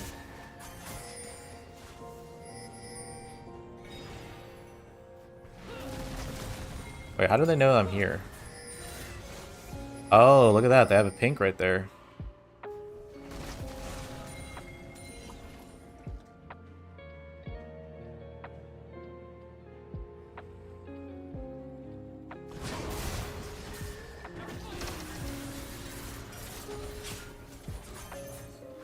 So at this point, yeah, at this point, the Viego is really scared of me.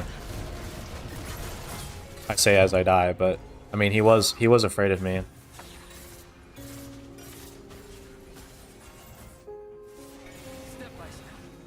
Okay. Right here was like really sad because I thought that I had Dan to back me up, but I guess he just didn't see the way rotating bot lane. Let's see, probably out of Fog of War for him, right?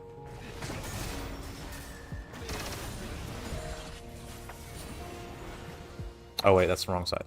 We're blue now.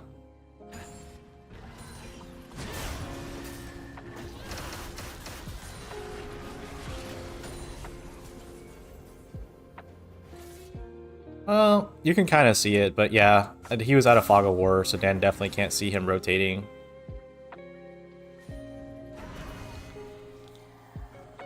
I think out of practice, though, it'd probably be best to come down and help out if you see the Viego like kind of playing more aggressive. I should have pinged it. I can work on that as well. That's a big shutdown. So now they're catching up. Little mistakes, minor mistakes. Our Samira, what the heck is that ult? What is going on? Just wait. Our bot lane's just playing up in the the stratosphere. Playing up in the enemy base right now.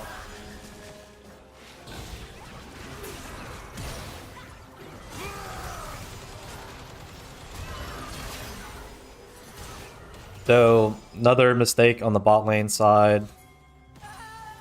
At this point, they're kind of running away with their lead, 3,000. I have no Dark Seal stacks. We got the Drake, so right now they have a lot of tempo. Good tempo. And then Mundo is just running it down top side, wrecking the Tahm Kench.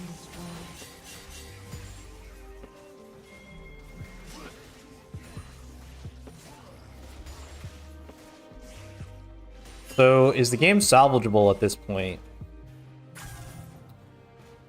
That I do not know. Kind of looking, have they, because what I'm looking for right now is, has the enemy team completely gotten to a point where we can't get ahead? I feel like macro-wise, the enemy team is not, like, making any, like, insane decisions. They're not making any insane plays or whatever. I mean, it's just... It looks like we're just getting caught out. Like, we just keep dying, keep dying. Like, what was happening here? So what happens here is Dan's half HP. Zyra and I are hovering mid lane, but we know that there's... like, at least two or three people here. I feel confident, I think, because... I don't know why I feel confident. Maybe because I'm fed. Or I think I'm fed, rather. Or maybe because I'm invisible. But I go here... We see the Mundo. Okay, what does our vision look like here? We know Lucian was here. We know Nami is there.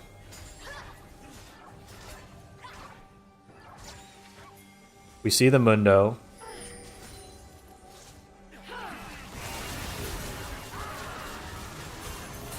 Oh yeah, that's just terrible.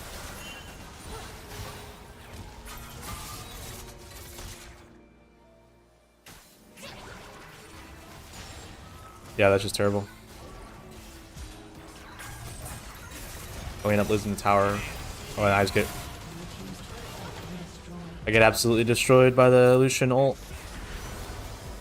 So now they're really running away. I think the game is over at this point. They could have just ended it, but I guess they didn't, question mark. The game went on for another 12 minutes. Because we were holding. Let's take a look here. Kind of fast forward, look at the map.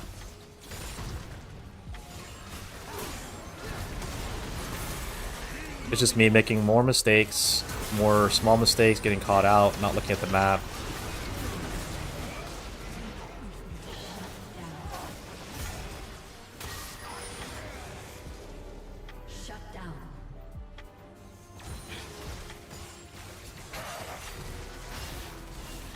Yeah, I think at this point, all the enemy team needed to do was just take Baron and the game.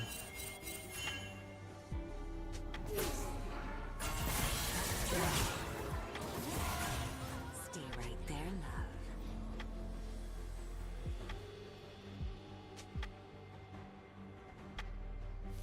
Did you have E there, Dan?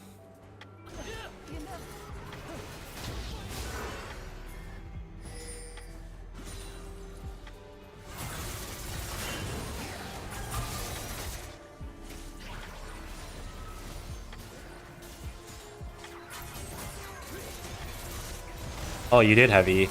You just let me you just let me die. Yeah, yeah, dude, you just you still had E. Oh, then you just get and then you just inted and died to Mundo. It do be like that, man. Yeah, yeah. It actually looks funny. I didn't even realize that. It does look like you just let me die though. now that you now that you mention it.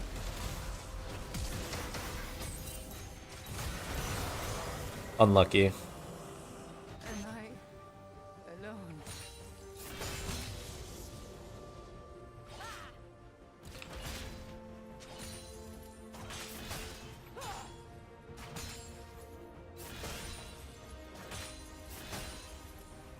Okay. I wouldn't have let you die, that's just me. Thank you, Alone. I appreciate it. I can always count on you, right?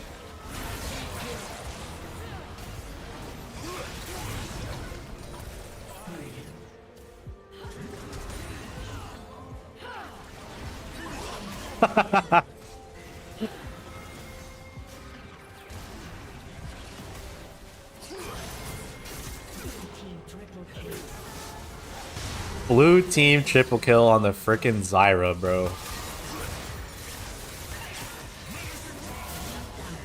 yet, honey.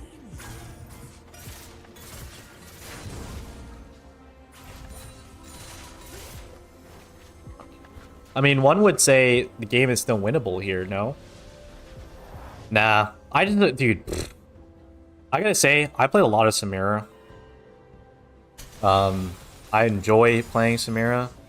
And looking at these, I mean, dude, this guy's name is Slade Mira. I mean, come on, dude. Like, that's your freaking character's name, and you're gonna suck at your champion? Like, bro, she just eats that. Like, look at this. She walks up to the Lucian, and she just eats the double auto attack. Jesus. Where's my assistance here, too? Tom can't just W. Team's turret has been destroyed.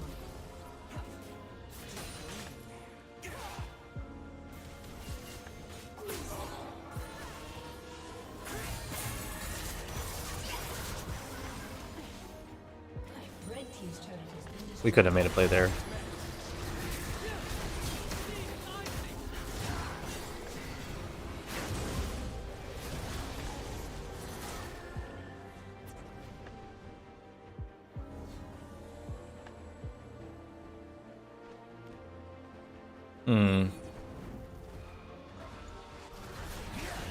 What is going on here? What? Okay, so you're telling me that Tom Kench just wanted to go in? Dude, oh my lordy, dude. He just freaking ate that. Okay, let's turn on the Fog of War here, okay? So I'm going bot. Zyra's not there anymore. Samira's backing here. She just freaking eats everything that Lucian has to give to her. And then Tom Kench decides, right now is a really good time for me to go in when no one is here. And freaking eats Lucian's entire ult. Oh my gosh. Runs bot side even though he knows that Viego is there.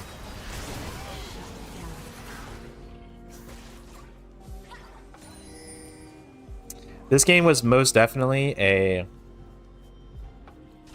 little mistakes here and there all added up.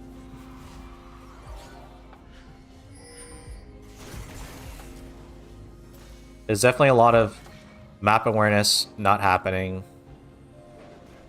Viego comes out of the woodworks here to hit me.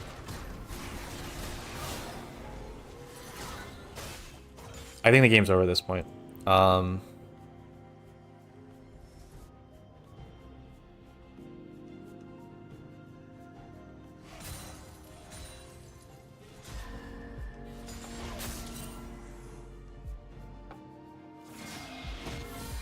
Okay, now what I wanted to do, I was just thinking in my head, I was like, there's something I wanted to do. What I wanted to do is kind of look at the top lane for this game and see how Tom Kench ended up losing 2 turrets while I was just, you know, around the rest of the map because I did severely weak side this top lane.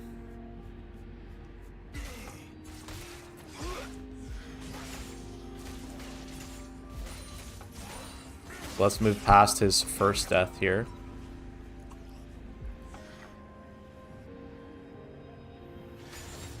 So he has a pretty good wave state here that he's trying to freeze, it seems like, thinning the wave.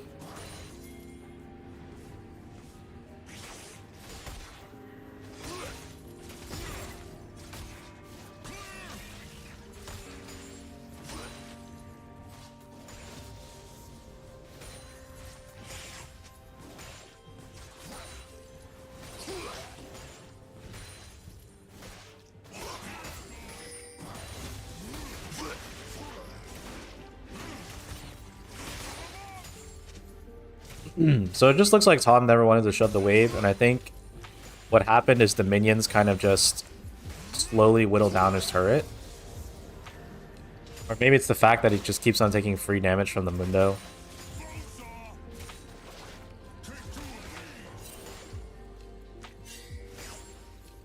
I mean, right now I would say that he has a better fate, a better laning than Mundo.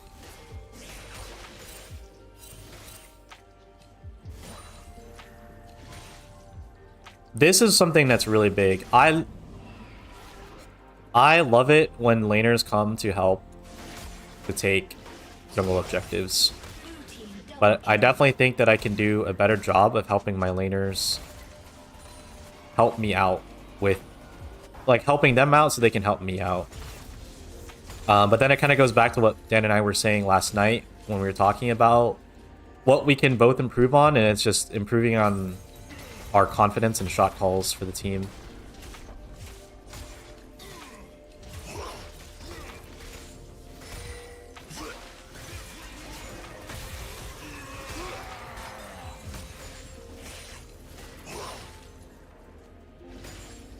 So just looking at this gameplay, it definitely looks like Tahm Kench just slowly lost his lane. Watching top lane is so interesting, isn't it?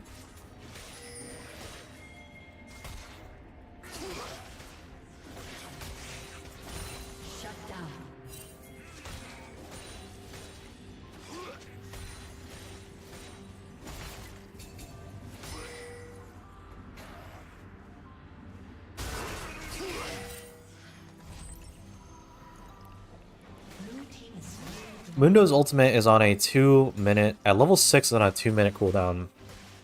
I'll try to keep that in mind going in the future so that I know that if the Mundo ult is pinged, which I don't think that Tahm Kench pinged his ult. Let me see.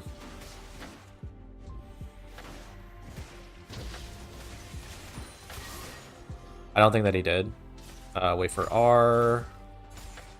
Pantheon R.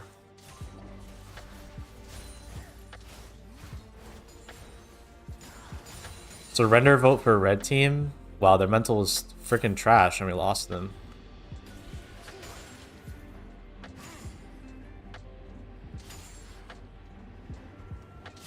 You know what? You know who it was actually? It was probably the Lucian who was really pissed. The Lucian probably wanted to surrender early. So what is? I don't really get what is happening up here. Like, is he just? Okay, so he only dies when he... He only died when the Viego came up and ganked him.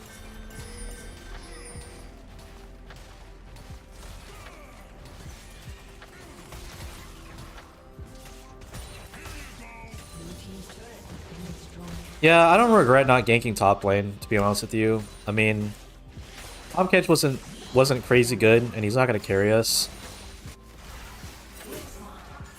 The Samira's skill level is pretty low.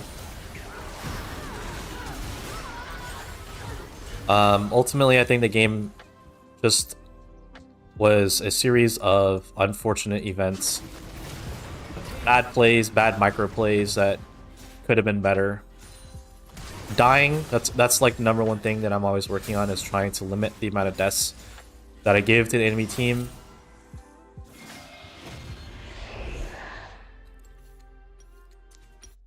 And then they just ended up snowballing.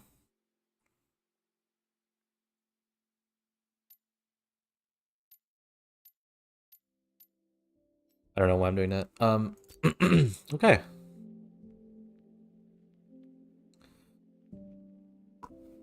All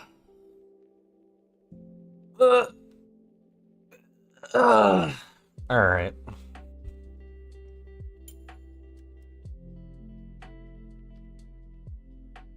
Oh, this game. This is the game with the Wukong and the Zed. This game was really bad. If you guys watched this game yesterday, it was pretty it's pretty sad with the Zed and the Wukong. I'll go ahead and show you guys real quick, but Dan and I we were analyzing this game yesterday, and it was very sad. Dan's already freaking laughing, bro. Like, he already knows what you're what you're gonna see. It's yeah, no, we ended up with the conclusion that this game just felt there's no shot we were winning this game, because Zed and Wukong were just so freaking Pepega. So this is what they were doing at the beginning of the game. See, we were sitting here, I'm like, oh man, we're gonna get grabbed by the Blitzcrank. Tiene Pipi Pequeño over here.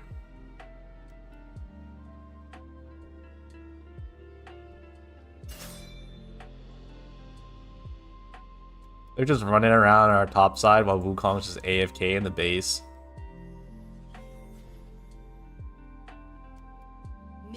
What the heck were they doing, bro?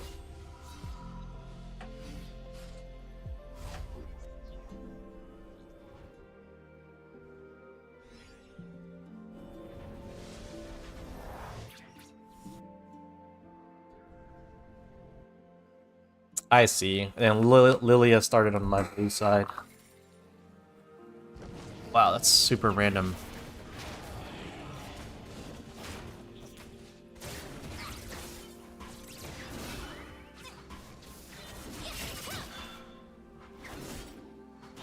Oh, I'm not jungle. I'm freaking ADC. Forgot. So Gwen was in for a Rude Awakening. So, okay, I'm just gonna fast forward this. We're gonna go over to the game and just look at how the Zed plays. Go over some of the plays, and then we'll watch how the Wukong played, and I don't know, your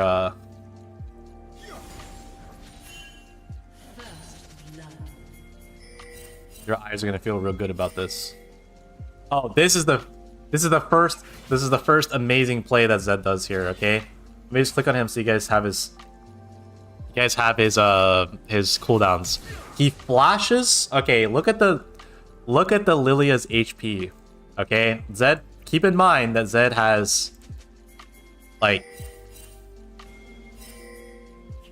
no items. All he has is longsword. The Lilia is half HP at this point. Zed does a flash into W, E, and then ignites, and then just ditches the Gwen here to die. And the Wukong also flash W's here, which is crazy. At least they get the Lilia, but then they just and then Zed's just ADing here and just freaking insta Yone. This is nuts. Easily the worst freaking thing that could have happened here. To turn Lilia counter jungling to a freaking triple kill for the enemy team at the beginning of the game.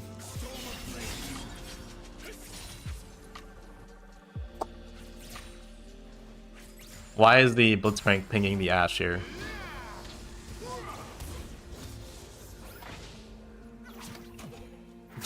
I have no idea. He's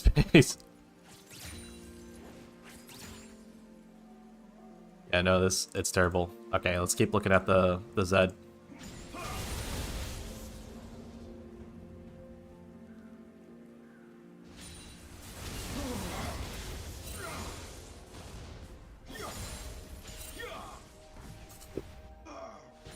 What is he doing, bro?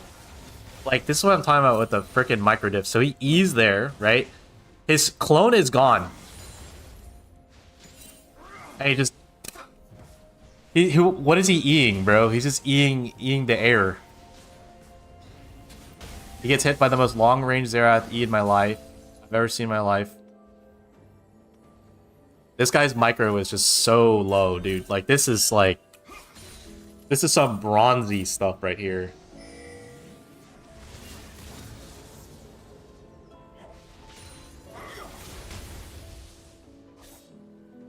Like, this guy gets hit by every skill shot, man.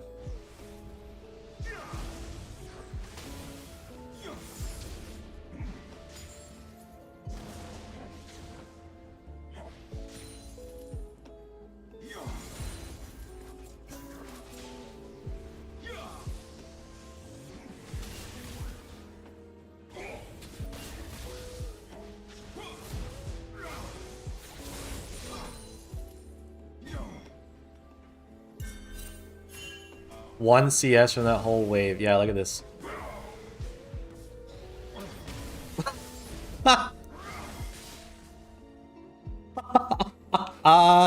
No freaking way, dude. Like, how many minions is this?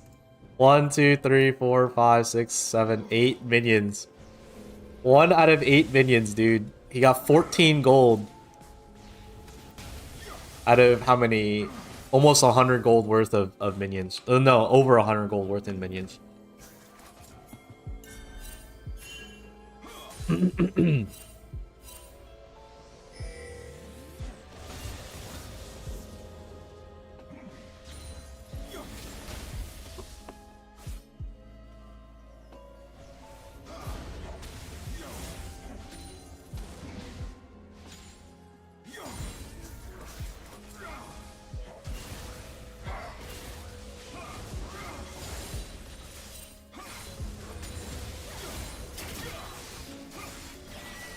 I mean, bro, this guy...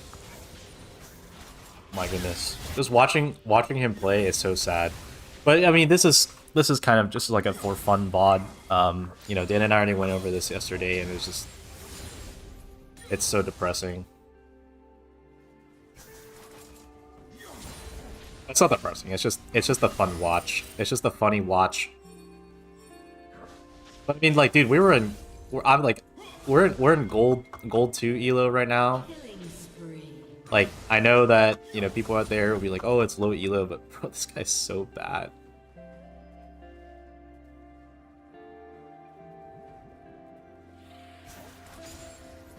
Well, no, this was the part where he yeah, he's just throwing out his W. He's getting zoned off by this Xerath that had like no mana just a few seconds ago. Anyway, I think this is the part where he throws his W forward. Oh no, this is the part where he dies to the Blitzcrank. Because he's bad. Check this out. Throws his W backwards. starts running away this way. And then he walks back, dude. Like, that's the worst part, man. Is the fact that he throws his W out. He does this, and he walks forward. He walks forward, man. No shot. No way. He walks forward. Anyway, so that's our Zed. Just imagine that for the rest of the game. And then here's our Wukong. Wukong is not as bad. Okay, the Zed is like really, really bad. Wukong is just he kind of just underestimates the strength of Yone. He just keeps running in when he just needs to sit on her tower. Yeah, Zed did have ult there.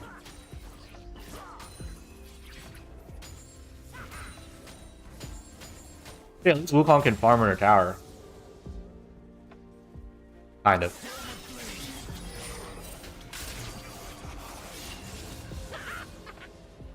But like, bro, another thing is like this guy just doesn't. Oh my gosh, like, in what world? In what world does Wukong win here? Right? He has no W. It's on a 20-second cooldown. Yone has his Q stacked. I don't know what he thought was gonna happen there. Yone R, like, what is Gwen gonna do about that? Gwen's looking up there. She's like, huh, that's pretty cool.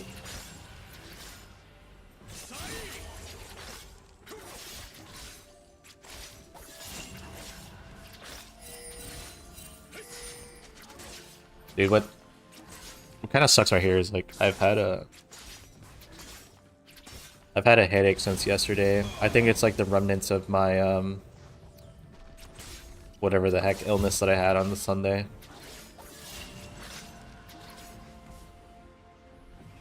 Wait, Dan, if you're still here, I don't think I told you, but like I had a 101 fever on Sunday, and it was like literally within 24 hours I went from feeling perfectly healthy to getting a 101 fever to feeling better like towards the end of the night, which is when I got on.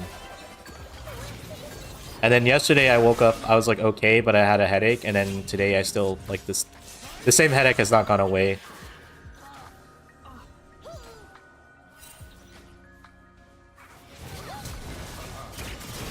Oh, this is the best play that Zed could have ever made here.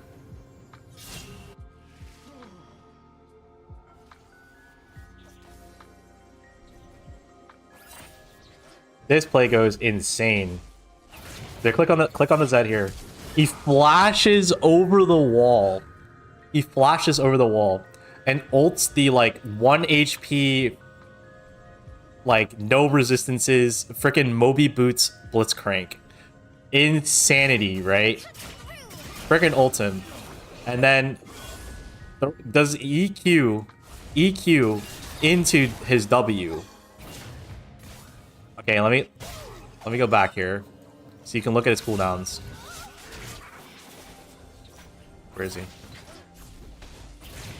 Okay, flash into ultimate, into E, and then look at it. Look at his cooldowns here on the bottom left. EQ W, and he throws out his W. And then while he's chasing, if he had flash there, I mean, if he had freaking ult, if he had done literally anything other than what he did, the Lilia would be dead. And then he just goes, he just goes back to his shadows to reset them or whatever. I don't know, like, I don't know what he's doing.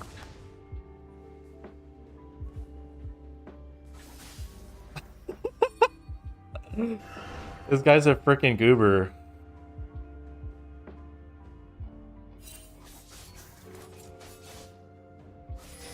Ain't no way, bro.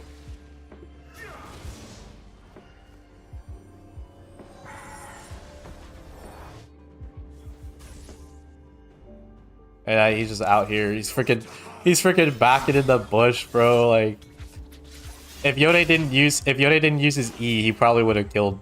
He probably would have killed Zed. Let's be honest here.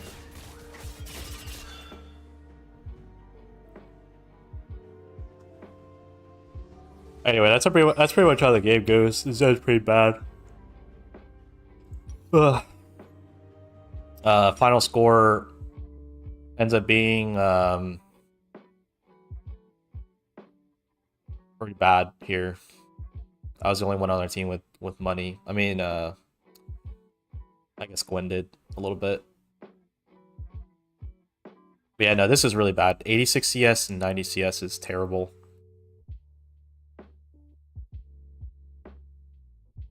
And then this Yone ended up 16-0, which is nuts.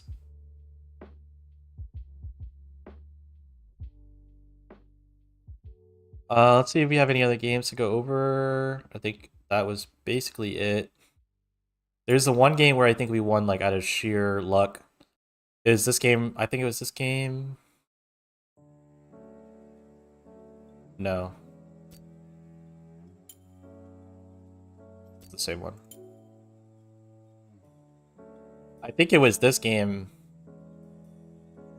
where they made a bad play or something, and then we were able to push down bot lane. This game might be worth going over.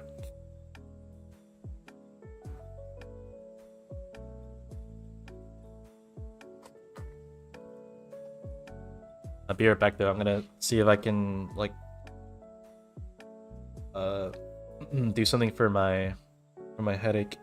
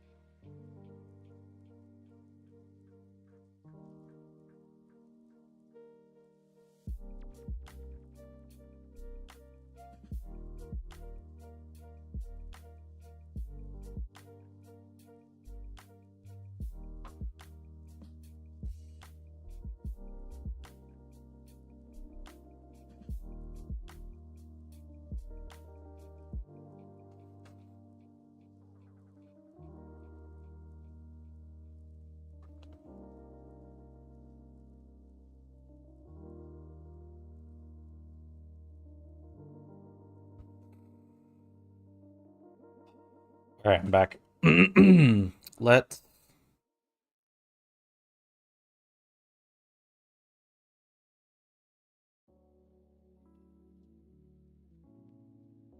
let's quickly watch over this. I kind of wanted to see the end of the game boss or drag fight, and then we'll probably be done with the VODs then.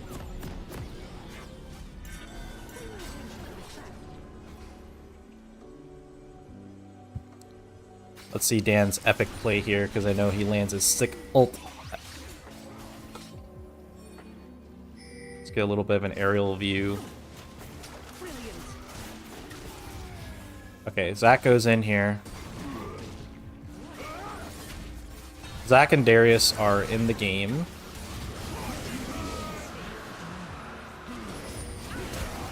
And then the Caitlyn is separated here. So the Caitlyn has like all their gold at this point. She has 16,000 gold. And the rest of our team is actually pretty strong, pretty even. And then Dan just puts down the eyeball and there's not really much he can do.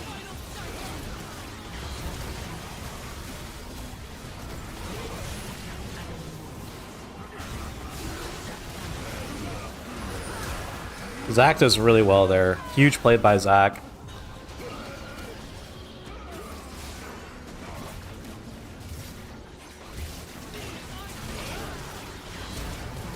And I just flash over this wall, and then pretty much Darius cleans up over on the left side there. She's Bel'Veth is stuck in the middle. And then our whole team, look, Zach's paying assistance on the Baron, but they're still cleaning up this fight here. We get the ace, and I'm shoving bot lane. And then our whole team goes like, we have to shove mid, while these minions are coming down. And then I'm over here pinging, no, come bot lane. Zach's going bot. And then these guys over here asking to go mid. Ain't no way. And then they decide to come over. Like, we have to end through mid. We have to end through mid. So unnecessary. GG. But yeah, no, this happens pretty frequently where the, you know, our team will constantly call for grabbing the mid lane or going for a Baron when we can just end off the bot lane. I'll give you one more example of it and then we'll be done here. Baron, mid, and brain rot, yeah. It was this game with the York. I remember it was with the York. It's the same exact thing. It was like literally the exact same thing. It was with the Dragon Pit win. We win the Dragon Pit fight. Wait, was it Dragon Pit fight? What happened?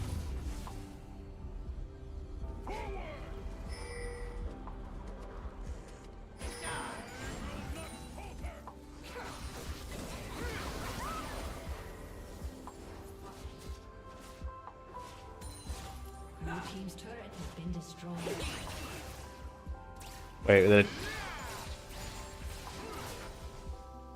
was it back here? Yeah. Here's the dragon. Oh, it's Elder, so it doesn't show. But yeah, here we get Elder. Pretty clean take. No one's really here to contest it. So we kill the Elder, and then we kill the Xin Zhao. Oh wait, that's right. They don't go for Baron, but I'm just pinging bot lane for them to go.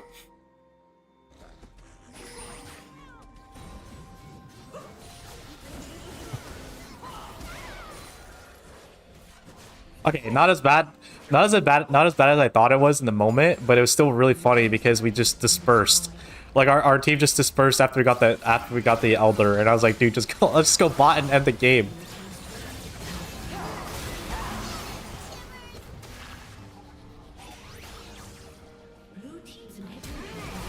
And then we end up just finishing it up after this. And then I think I was thinking of the wrong game. That's probably, I think it was the game with the Garen. I think it was our last game. It was with the Garen. I remember this. I keep saying last one and we keep going to another one.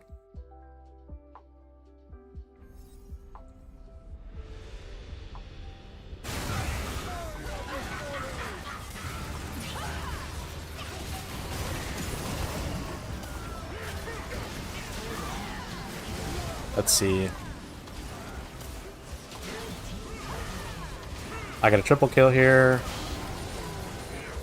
And we take yeah. This is what it was, bro. Look how freaking funny this is. I'm over here, you know, I get the triple kill. Kill the Lee. Going in, kill the Malphite. And then just Vi is spam picking the frickin', like she's going for the Baron. And it's like, bro, the entire enemy team is dead. Like, Pantheon comes out in 20 seconds. Everyone else is dead for at least 35 here. right? And I'm like, no, dude, we're going freaking mid. We have supers going down, and Vi's pinging Baron, like, no shot. And then here, Dan thinks he's gonna go back, right? Oh, like, I got back. And then I remember here Garen types in chat and goes like, don't worry, guys, like, I'll defend. And I'm sitting here like, bro, wait, we might not actually finish in time, but, you know, I'm lucky I'm playing Jinx, so I got the get excited passive taking over. But there's no way, man. Like there's too much freaking Baron, and then half the end in mid brain rot.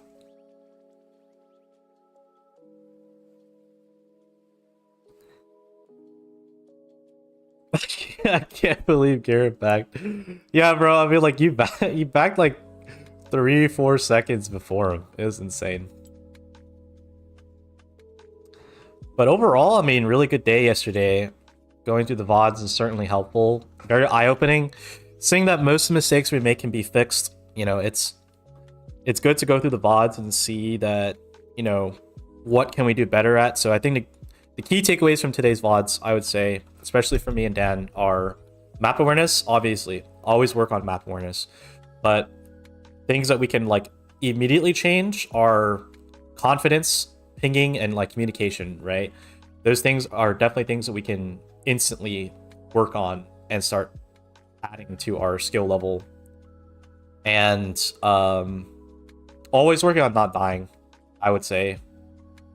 Not dying, and yeah, not dying and pinging like better communication. So, you know, being a shepherd to our sheep teammates, and then being better at synergizing with one another for sure. You know, asking Dan for help if I need help in the jungle, Dan asking me for help if he needs help with the gank in the mid lane or clearing out, you know, the wave or whatever. And then I can look to help out Dan so that, you know, looking at his wave and looking at the overall map's wave, the wave states of every single lane, and then asking Dan to come help me gank bot or top so we can secure objectives is probably the best way to go.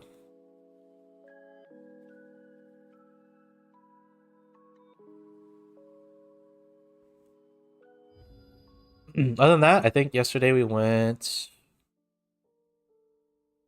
1, 2, 3, 4, 4-1. And then I ended up gold 2 gold 2 30 LP. And then Dan ended up gold 3 48 LP, which is pretty good. What is this? Clash contender? I don't think, do I have that? I did not participate in Clash. Unlucky. Hey, yo. Toxic player, no honor level.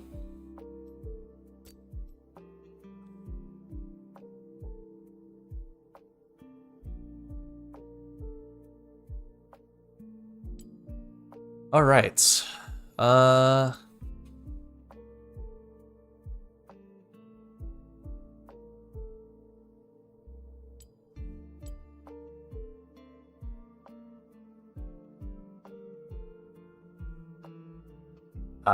It's bogged. It's bugged.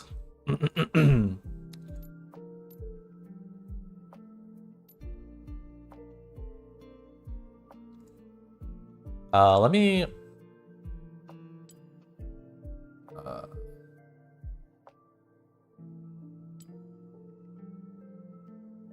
see if give me 1 second.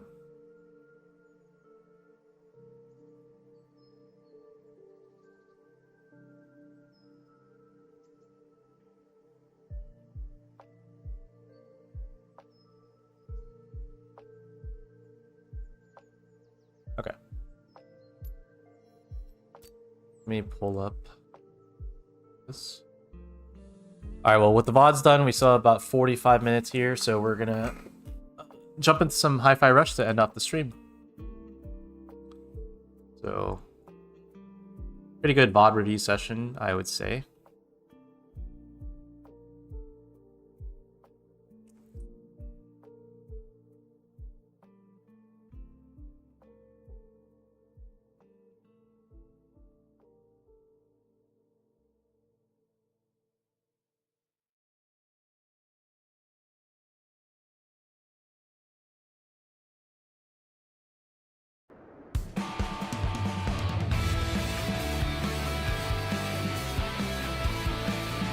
Dude, I'm always like blown away by how freaking loud the game is on boot up.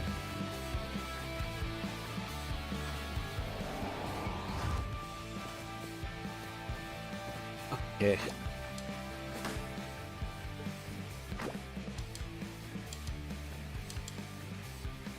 Alright, track 8.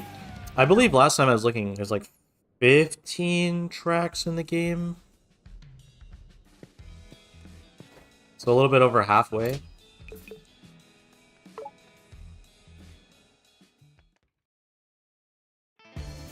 So last time what happened is we just unlocked Corsica, so we have a new companion. Don't worry about me. And I was getting super overwhelmed because I have to stay on beat and then manage 3 different characters and then also have the combo. Let's get 'em, Ty. Here we go. 3, 2, 1, go!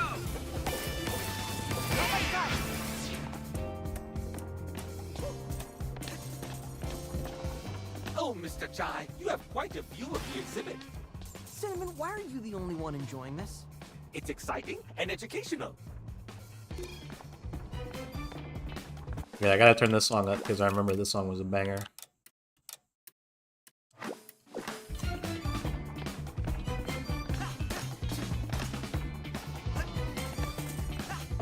I gotta be honest, I wasn't really expecting that we would spend that much time on VODs.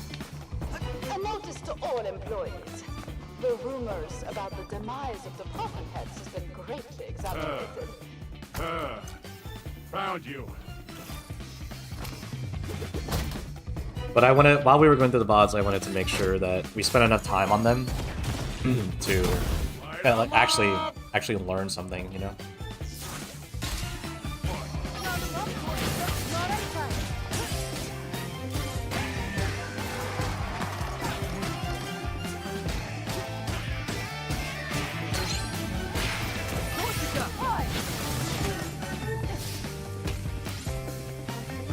Holy crap, I'm stunned for 5,000 years.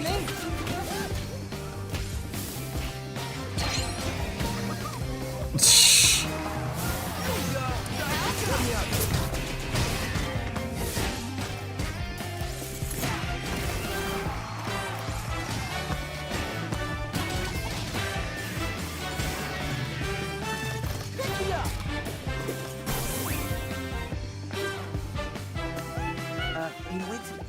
Hi, guys.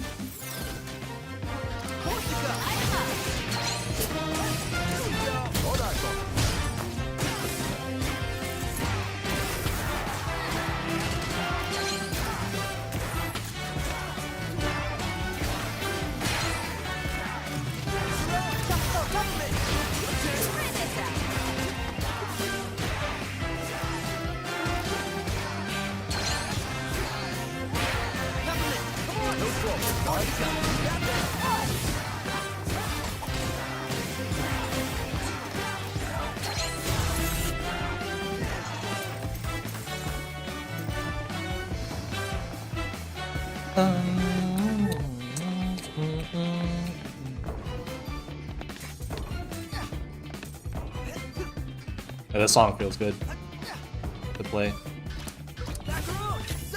No problem, guys. Don't forget to thank your brand manager. The real hero.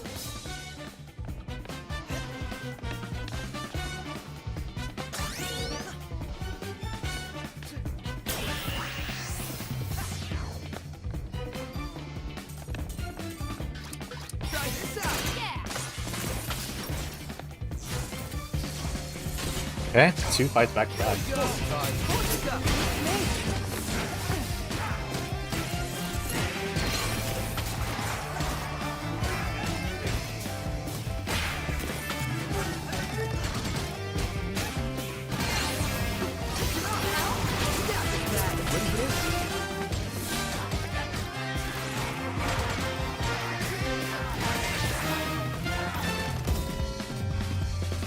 Oh, it actually finished the fight? Oh wait, no. They're coming in from this guy.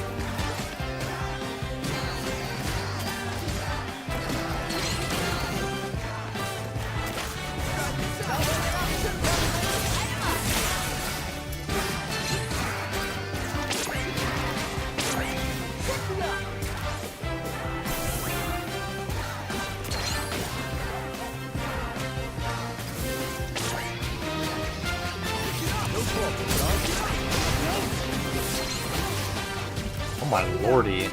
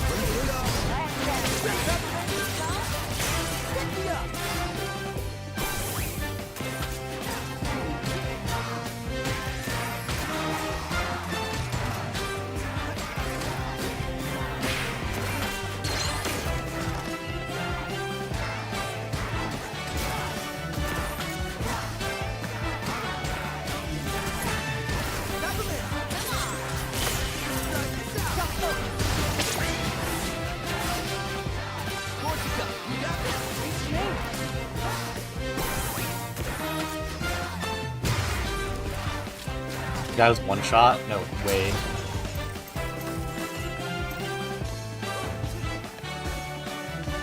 An exhibit destroyed.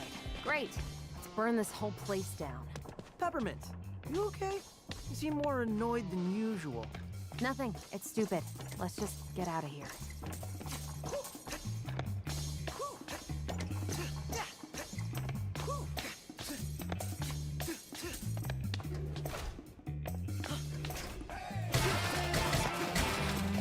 I actually feel like I played this game enough to where I've memorized a lot of my combos now. I guess it would make sense since I'm halfway through the game.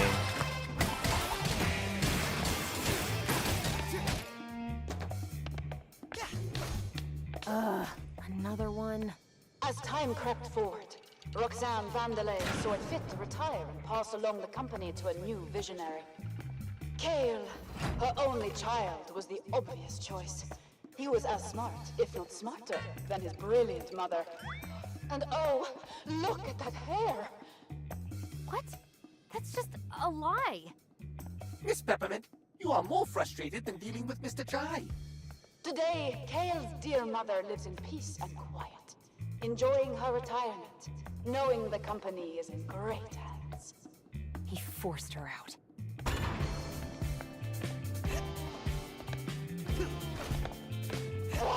You're just as annoying as Cale's been saying. Shut it! Never. Don't worry, Chai. Mimosa's just throwing whatever she has at you. Well, I'm sure it's exciting to watch. Indeed it is.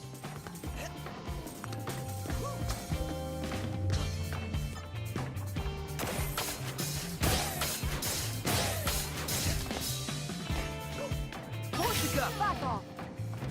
Let me have a go. 3, 2, 1, go! Oh, messed up. Oh. Try this out! You alright, Chai? Get right. 3, 2, 1, go!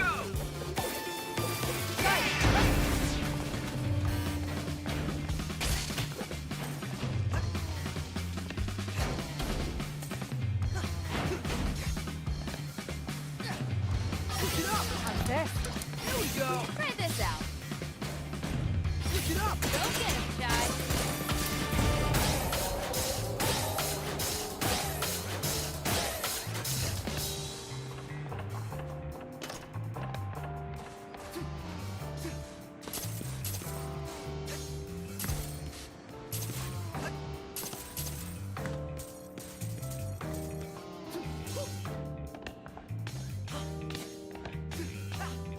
All right, Corsica, you out of all of us must know what these doors are. Sorry, Chai. No idea. I remember asking Cale about those when I joined the company. Never got a straight answer, though. But we should focus on the mission. Never mind those for now. Hey, so you do need a fourth character, so... you actually need a fourth character in order to unlock those security doors, which is pretty ironic, considering that Corsica is the security person. I think that's why... I think that they were, Uber baiting you to thinking that Corsica would be the one to open those doors, since there's so many of them. some pests just don't want to go away. I will say that I'm not a huge fan of the fire. I think I mentioned that before, like, multiple I times. haven't even hit the stage. Too bad you won't be able to catch the performance of a lifetime. But at least you'll get a light show. Try this out. Light 'em up. Got this back. No problem, guys.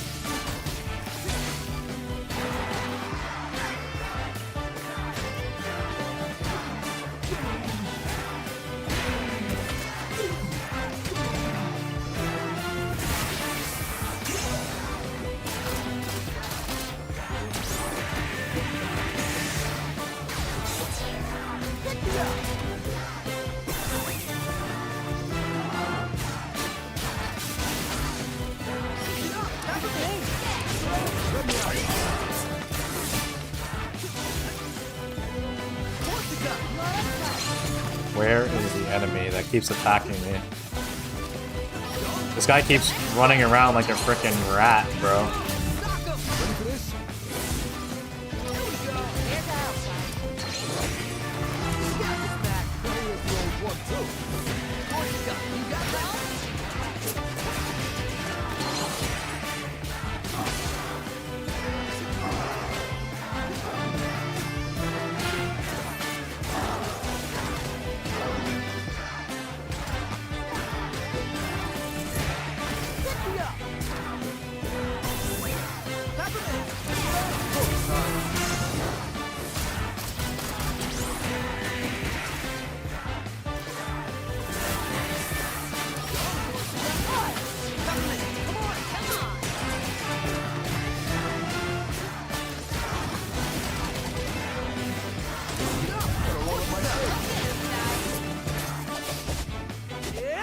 Wait, the fight's still going?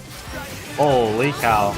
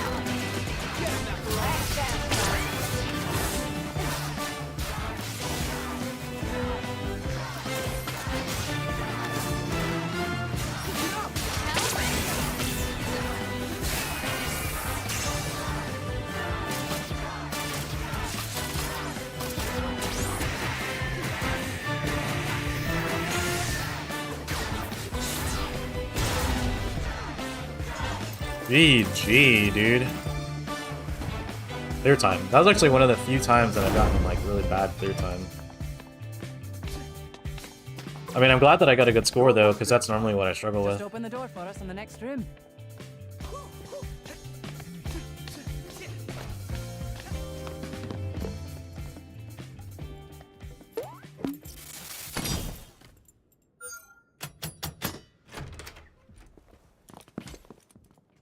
Okay, I think the place is clear. Kale took Vandalay technologies into the next era with his vision for the future. Project Armstrong. He single-handedly developed the robotic limb system, taking the world's biggest technological empire directly into our hearts and minds.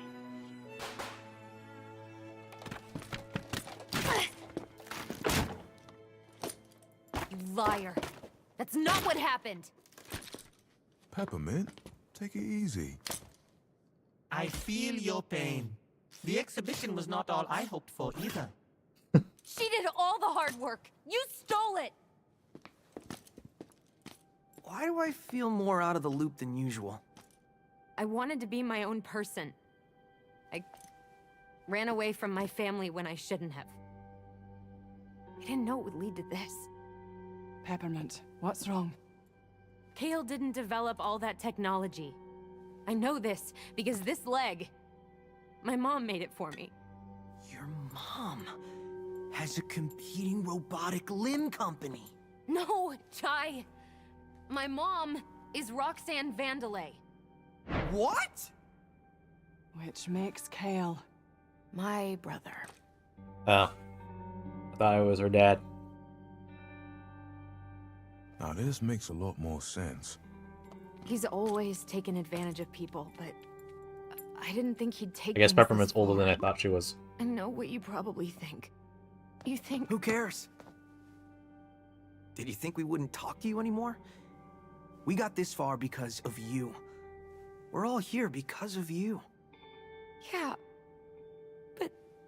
And I'm here fighting because of what you found and what you're trying to stop. Not to mention, Mr. Chai is the one in the most danger. Well, yeah, there's that, but that's like secondary or something. Your brother doesn't define who you are.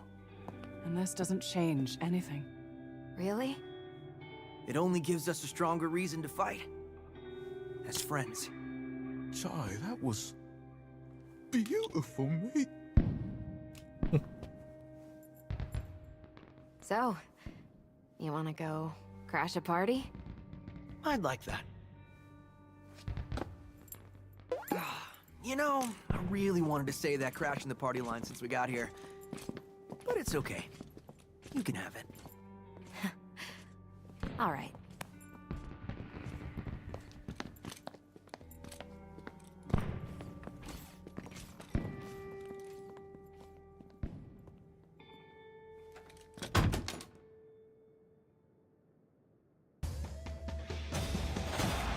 Let's go. 3 S's and all A's. What is that continue rank on the bottom left? I wonder what that is. I guess last session we were pretty close to ending the mission. I didn't even think about it because this mission was so long. Okay. What am I supposed to do? Chai, do your thing and get up to the backstage area. Her performance time is moments away. You're gonna have to hustle. That path should lead you right to Mimosa's dressing room. Good old Chai sneak attack. I hope it actually works this time. Hey, give it another chance. Surprise her, and you'll get the upper hand. But you've gotta move. I'll see you at the show. We'll take her down. Together. Magnetic arm in the comic away. Here I come, Mimosa. Chai, just follow that hallway and you'll be at her dressing room.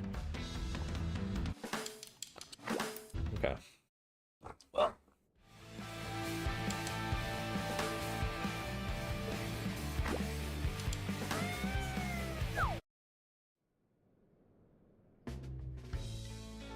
Right. Well, I know we're ending the stream a little bit earlier here, but you know, we went ahead and just finished that mission, so we'll go ahead and close it up there. I gotta get this headache taken care of and go lay down for a bit. But thank you guys for coming in and watching. I appreciate you guys. Appreciate my friends coming in here and watching the VOD, and it was very beneficial to go over those replays and make sure that we're learning and getting better. But yeah, so this is your end of the stream reminder to drink some water to stay hydrated, and we will go. we will continue to stream tomorrow. So we'll be on at 8 to 11 again, as per usual. And just another reminder that Thursday, Friday, and Monday, and I will not be streaming. So just keep that in mind. I'll be back on the normal schedule on Tuesday. And then from there on, should be fine. So yeah, thanks for coming in. I'll see you guys next time, and I hope you guys have a great day.